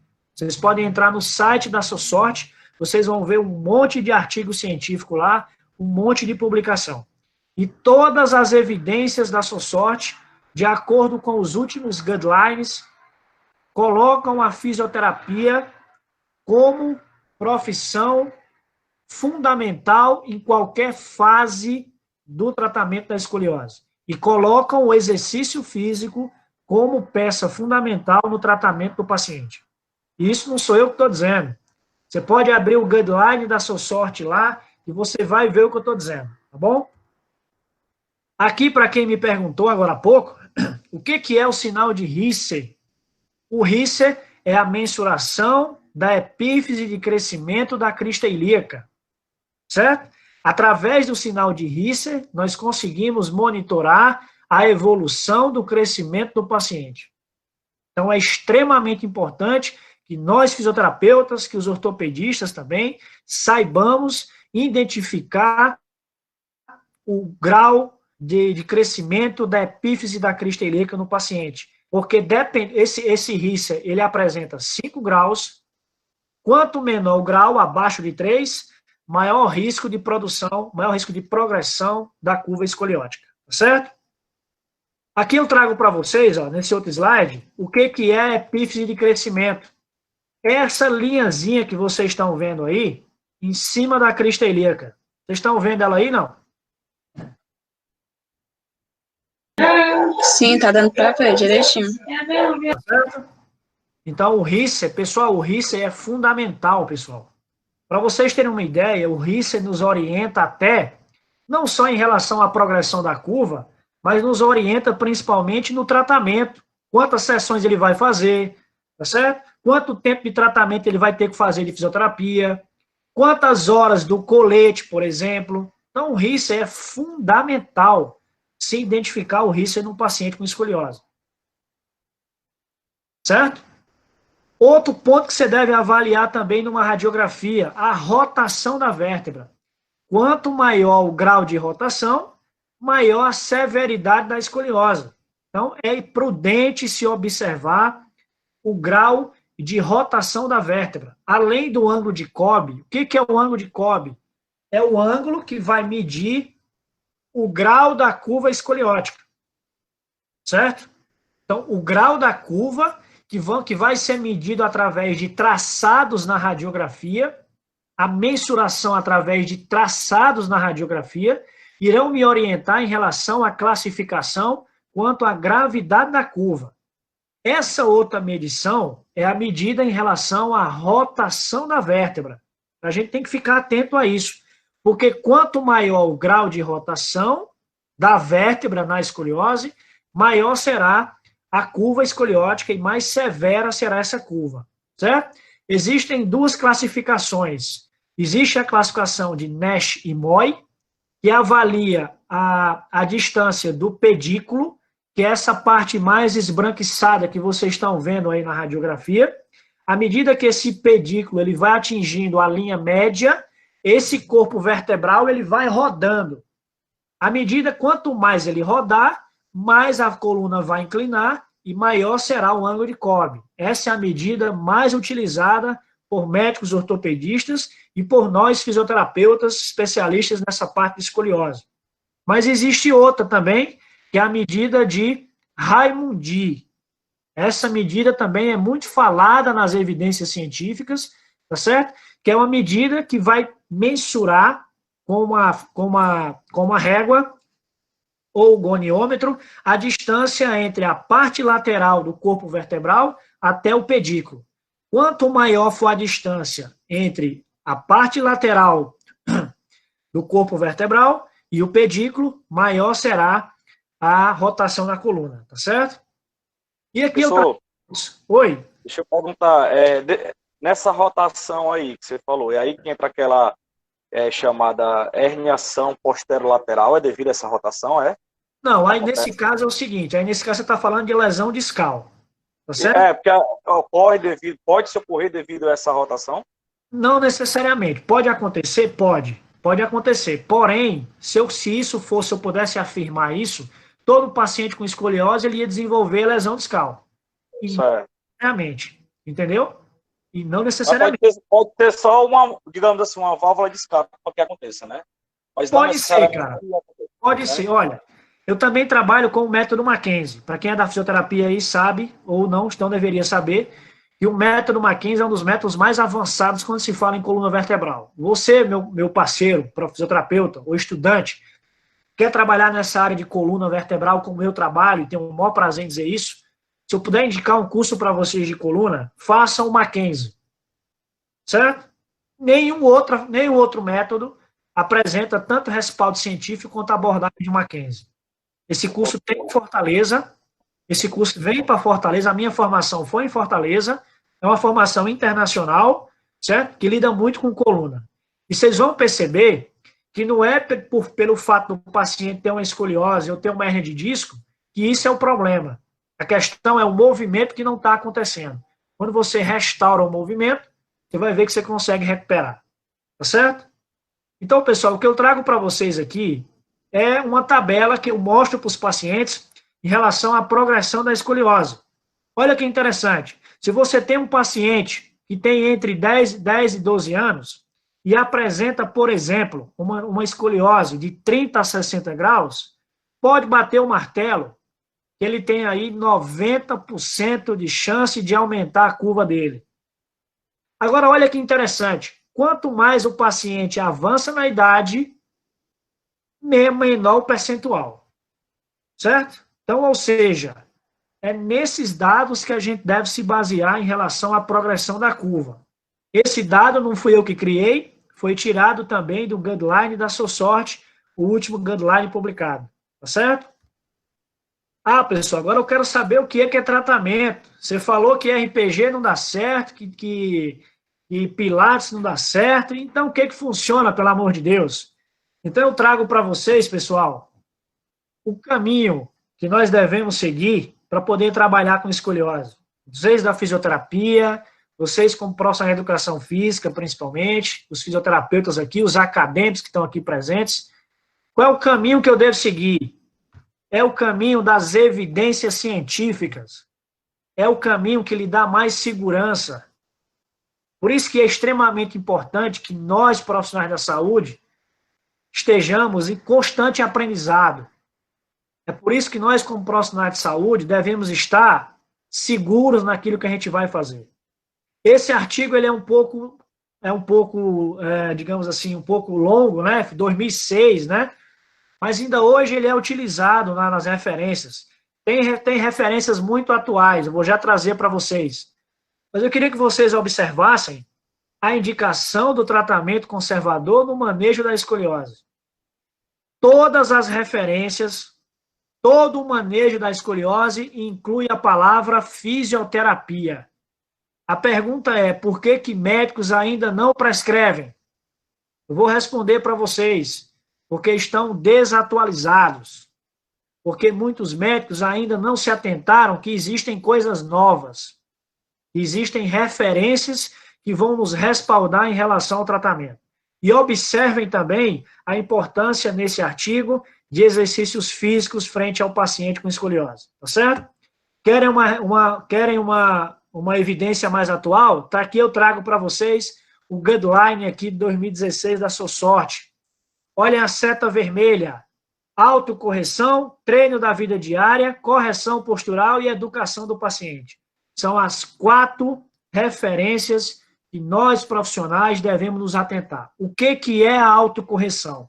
É você ensinar o paciente de forma ativa a corrigir ou melhorar o desvio escoliótico dele. Não adianta, colegas aí da fisioterapia, fazer RPG uma vez por semana e atender o paciente na outra semana. O que você fez se perdeu. Tratamento da escoliose deve ser feito de forma diária. É todo dia. com exercícios que são ensinados o paciente a fazer em casa. Por isso que se chama autocorreção 3D, tridimensional. Eu vou ensinar o paciente para ele fazer de forma ativa a correção do desvio escoliótico dele. E através dessa correção, eu executar diversos exercícios com ele, com a intenção de estabilizar o tronco e de fortalecer essa coluna. Tá certo? E aqui eu trago para vocês as 7 escolas mundiais que apresentam respaldo científico quando se fala em tratamento da escoliose. É muito provável que muitos de vocês nunca nem tenham ouvido falar. Mas essa que está em verde aí no centro é a escola que apresenta mais respaldo científico quando se fala em escoliose hoje, que é a formação CIAS. Essa formação ela já está vindo ao Brasil, para o Brasil, tá certo? Minha formação foi feita aqui, com certificação internacional, e quem ministra o curso é o presidente do Instituto Isico na Itália, o cara que é o bambambam das escolioses.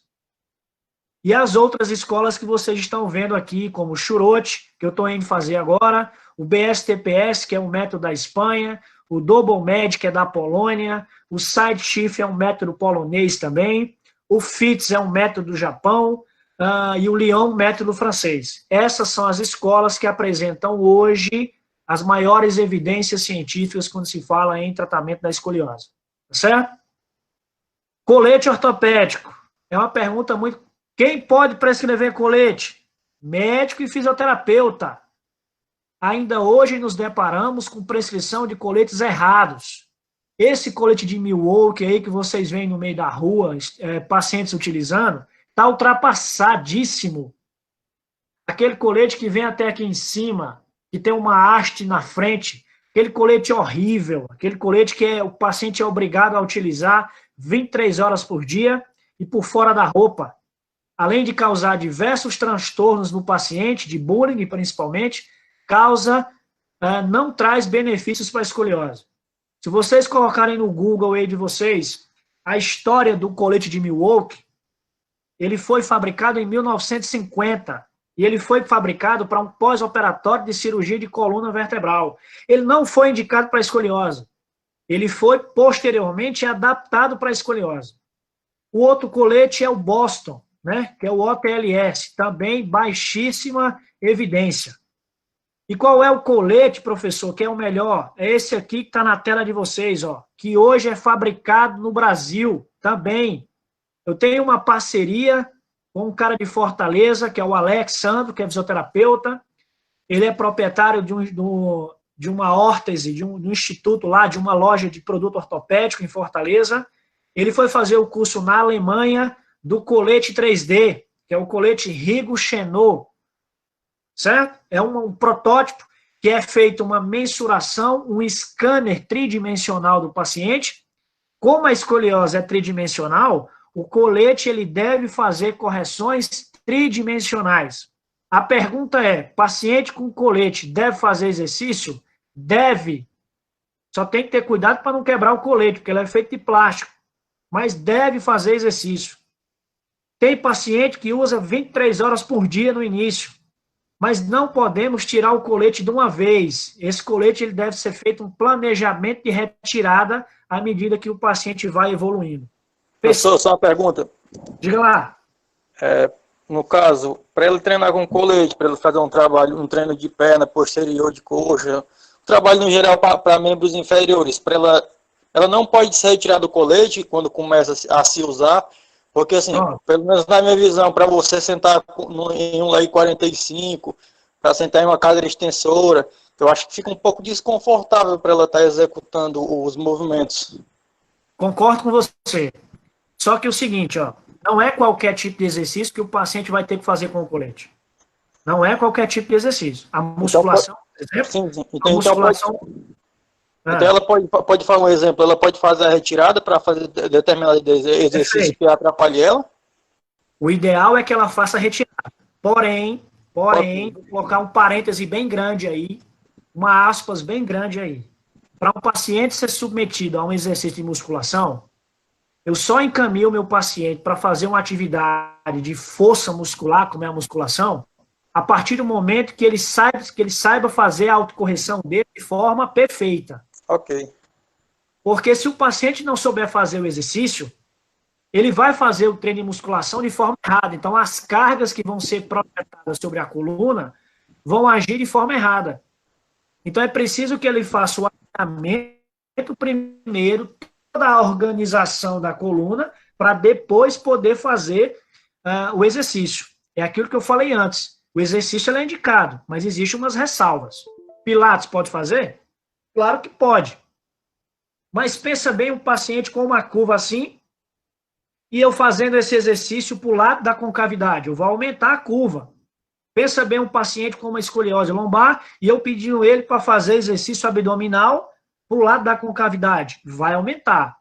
Então, é preciso ter o entendimento sobre a patologia, e o paciente ele tem que estar ciente que todo exercício que ele irá fazer, deverá fazer um trabalho de correção primeiro, para depois fazer o exercício. Beleza? Perfeito. Tempo de utilização do colete? Depende. Vai depender de quê, professor? Vai depender da idade, vai depender do COB, vai depender do RICER. Tudo isso vai depender. Tem paciente que usa 23 horas, tem paciente que usa 10, tem um paciente que usa 12 e assim por diante. Adulto não se usa escoliose, ou não se usa colete, perdão. A indicação do colete ortopédico é de acordo com o grau, que geralmente vai estar entre 20 e 40 graus, vai depender da idade, vai depender do RICER do paciente. Se eu não souber disso, não adianta se meter com colete ortopédico, porque a orientação do colete parte nossa como fisioterapeuta. Então, o tempo de utilização vai depender. Adulto, chegou na fase adulta, em que as linhas epifisárias estão fechadas, fundidas, não se usa mais colete. Só é usado colete nas fases de estirão do crescimento. Por isso que o diagnóstico precoce ele é fundamental. Vocês, educadores físicos, que trabalham diretamente com criança e adolescente, realizem avaliações periódicas dos alunos de vocês, e se você identificar, encaminhe esse paciente para uma reabilitação para ser identificado através de radiografia. Porque o diagnóstico precoce ele é fundamental para que aconteça o sucesso no tratamento. E o tratamento, ele é um time. O tratamento, ele é um time de profissionais. Ele é o médico, ele é o fisioterapeuta, ele é o educador físico, ele é o ortesista, ele é o educador, o psicólogo e a família, principalmente. Certo? Se você não trabalhar com a família, se você Professor, não... Oi, não, diga lá. Uma pergunta aqui. É sobre a questão da maturidade óssea, né? Com qual idade nós chegamos a essa maturidade? A questão isso vai variar, tá certo? Mas o ideal é que você mensure o sinal de RICER no paciente. O ideal é que você, através das radiografias que você irá solicitar, como fisioterapeuta ou médico, que vai prescrever a radiografia, através da mensuração dos meses que vão passar ao longo da reabilitação, é através da mensuração radiográfica que você vai mensurar esse fechamento epifisário. Se você tem um paciente com RICER 2, esse paciente ele tem a tendência a progredir a curva. Agora, se esse paciente ele já tem 16, 17 anos e tem um grau 5 de RICER, essa curva não vai progredir tanto. Tá certo? Então, assim, varia. Varia. Tem crianças, tem adolescentes que crescem muito demais. A velocidade de crescimento é alta, cara, na adolescência. Vocês mesmos devem conhecer pacientes, pessoas, parentes aí, em que a pessoa esticou demais no período de 2 anos. Então, acompanhar a velocidade de crescimento é extremamente importante no tratamento da escoliose, tá certo? Então, assim, vai depender do acompanhamento radiográfico. Não existe uma idade, assim, que eu vá afirmar que esse fechamento vai acontecer. Eu tenho suposições, porém, eu devo mensurar através de controle radiográfico, tá certo? Beleza? Ok. Pessoal, sempre é o que eu estou falando para vocês. Nós somos da reabilitação, caros colegas fisioterapeutas aí, sempre acreditar no paciente. Nunca desistir. Por pior que seja um prognóstico, por pior que seja uma lesão, sempre acredite em você. Sempre acredite no seu taco. Eu posso dar aqui vários exemplos de pacientes com encaminhamento de cirurgia, encaminhamento com cirurgia agendada, em que nós conseguimos tirar o paciente da cirurgia. Paciente, a última paciente que eu peguei, paciente com 12 anos de idade, não tinha menstruado ainda, com 60 graus de COB, com RICE2. Foi em 3 médicos aqui no Cariri, todos os 3 indicaram cirurgia. E eu propus ao pai dela um desafio. Falei, vamos esperar mais 6 meses.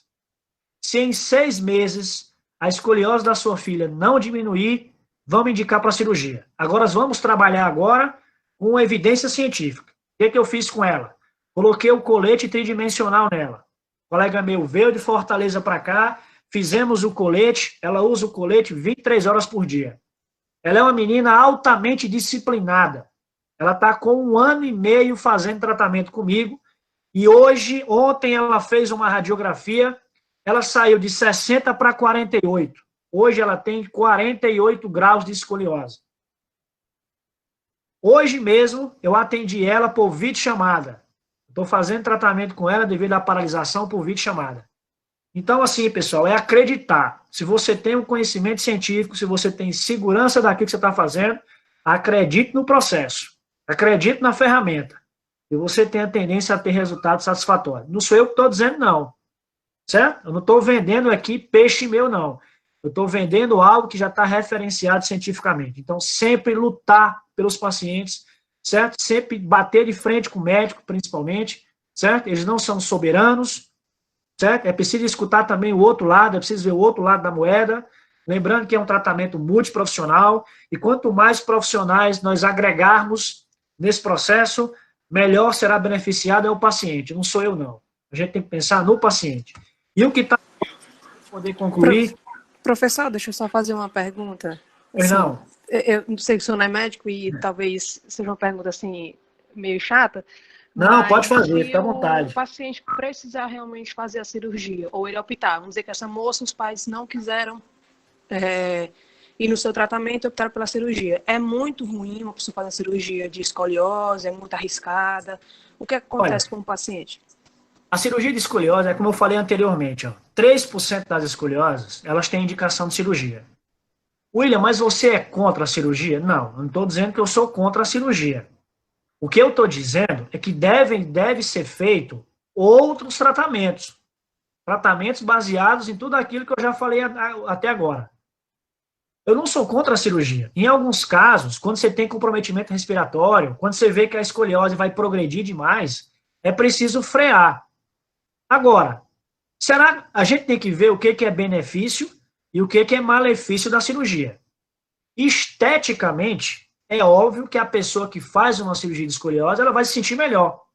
Porque pensa bem, são quase 8 a 10 horas de cirurgia, em que é monitorizado toda a função neurológica do paciente, em que, em muitos dos casos, o médico consegue zerar a escoliose. Só que tem um porém. Ele vai fazer o que nós chamamos de artrodese na coluna. O que é artrodese? É uma fixação articular. Ele vai passar uma haste de titânio, de ferro ali, no lado da coluna e vai fixar com parafusos. Ou seja, uma vez fixada, a coluna não vai mais ter como se mexer. Aí eu pergunto para vocês, qual é a principal repercussão após a cirurgia de fusão da coluna, de artrodese? O que vocês acham? Qual é a principal complicação?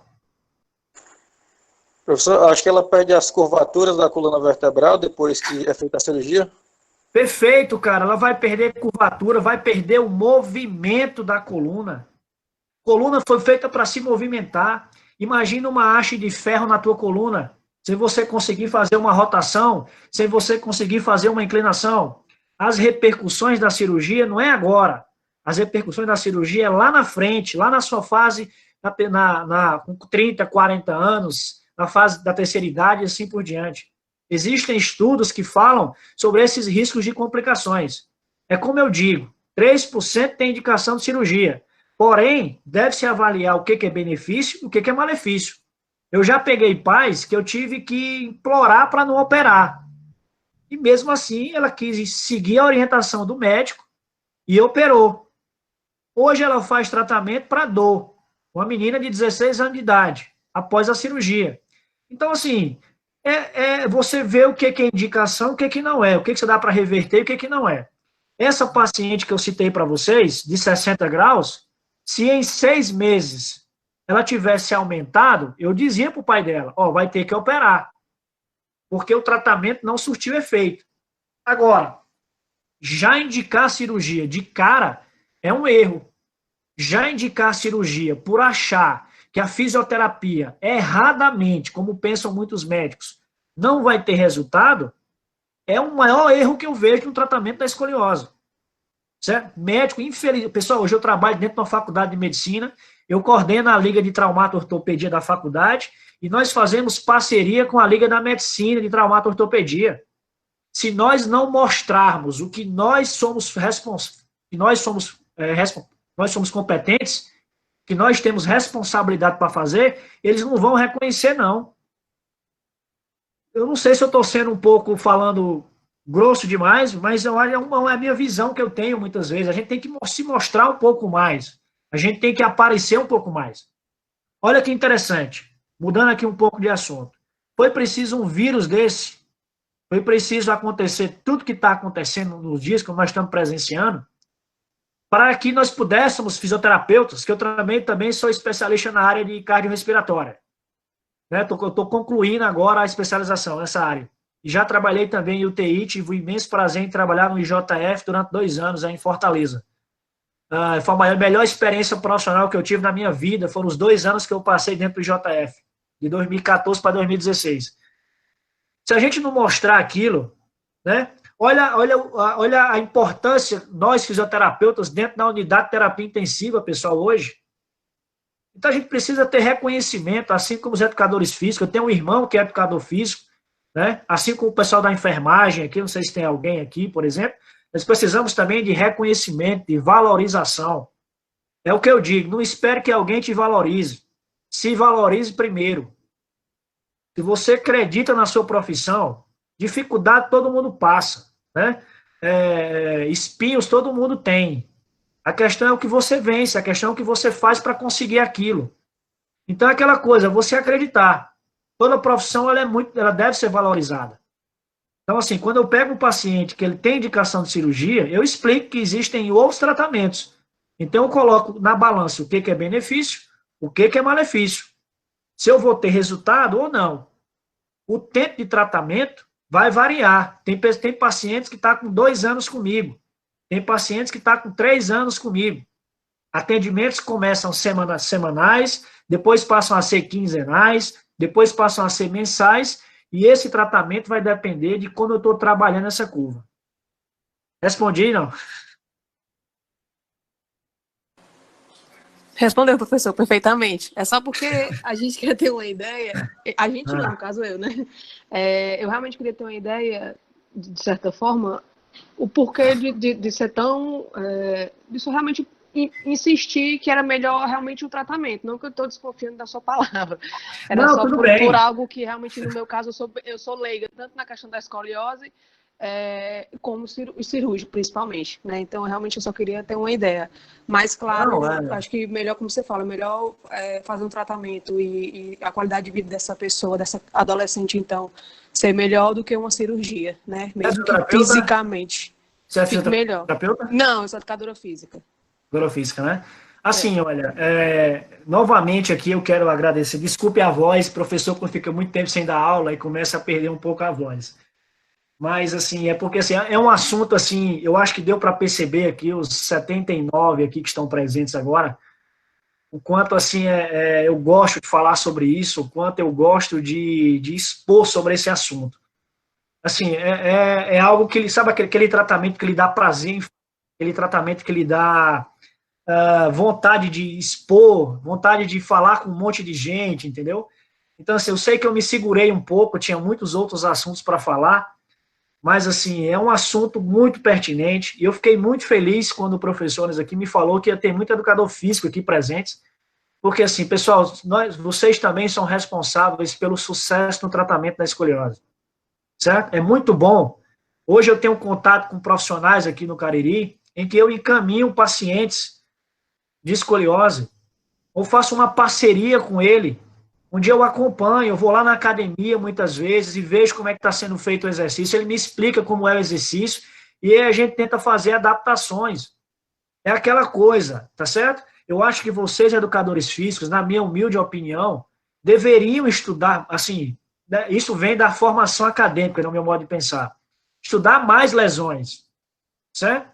Estudar mais, eu não sei como é, assim, eu acompanho algumas formações aqui pelo Cariri, e essa parte de lesões ortopédicas, lesões na coluna, muitas vezes ela é deixada de lado. E aí aquele paciente com a dor lombar, aquele paciente com a hérnia de disco, com a escoliose, muitas vezes não são encaminhados para vocês, o que é um erro. A interdisciplinaridade é fundamental para qualquer tipo de patologia, tá certo? Então é extremamente importante que isso aconteça.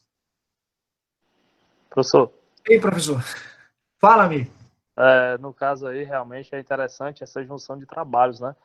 Sem dúvida, hoje é porque realmente alguns educadores físicos querem passar a dieta, o nutricionista quer passar o exercício e o fisioterapeuta quer passar a alimentação. Realmente os fatores, não dizendo que nós aqui, mas os fatores estão invertidos realmente, né? E eu acho interessante realmente ser trabalhado da maneira igual o senhor está falando, né? De realmente ter esse alinhamento entre os profissionais para poder ter um bom resultado para o cliente.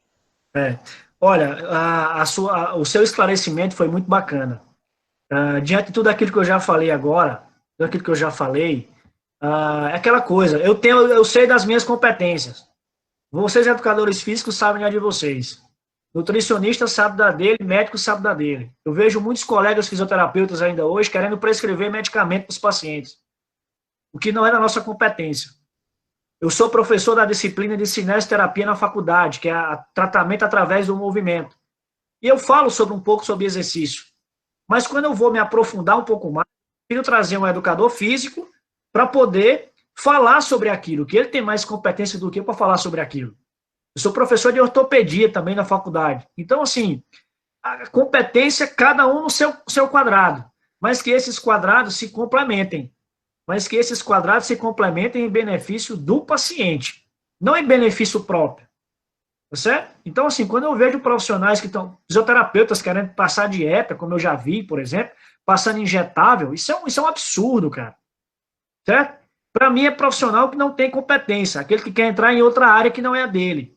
Se ele se formou para aquilo, para exercer aquilo, por que ele está entrando em outra área que não é da sua competência?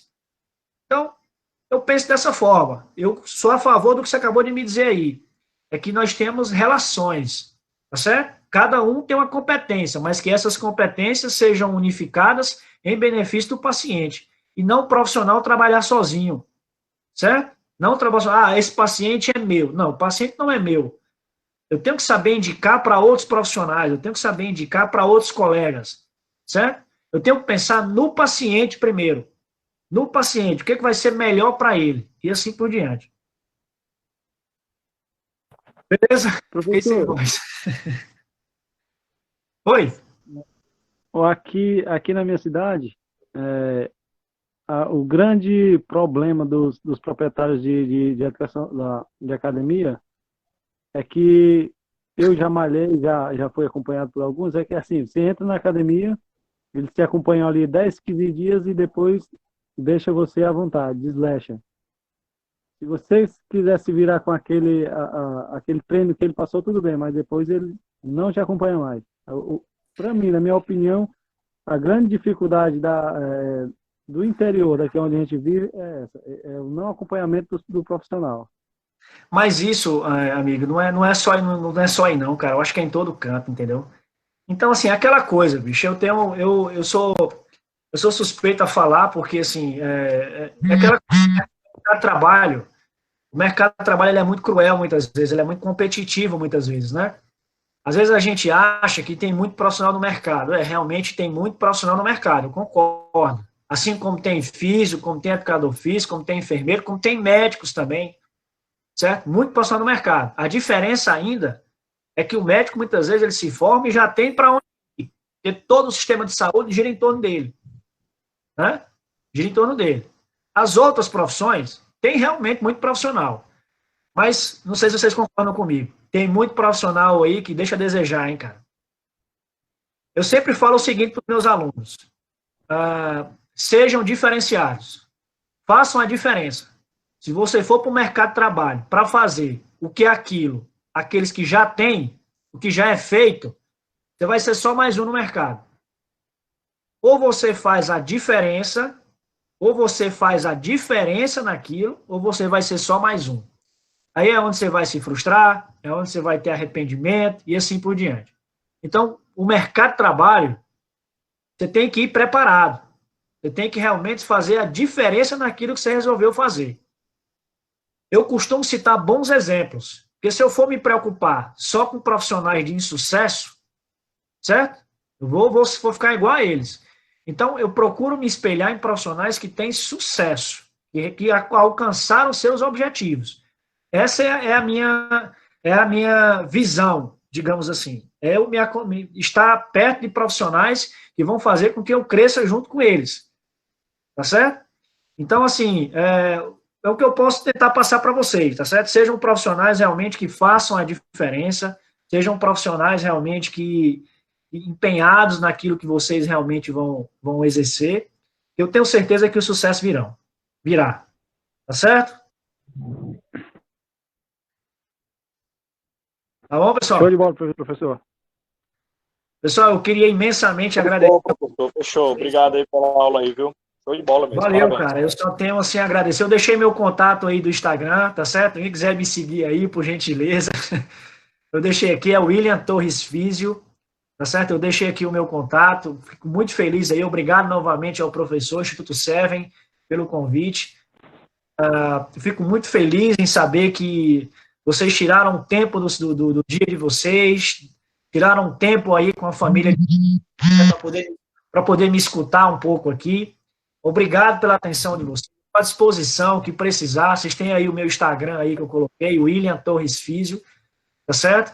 E assim, o que precisar, pessoal, eu estou à disposição, tá certo? É um assunto muito bacana, muito relevante, que deve ser explorado, que deve ser realmente repassado para vocês, tá certo? Deve ser repassado para todo mundo, para que as pessoas tenham consciência daquilo que está sendo feito, tá bom? Então, meu muito obrigado, eu só tenho a agradecer mesmo, tá certo? Infelizmente, a gente mas... Nós aqui agradecemos, professor. Ótima palestra. Obrigado. Fico muito feliz aí pelas... Foi show, professor, viu? Valeu, cara. Agradeço demais. Obrigado aí.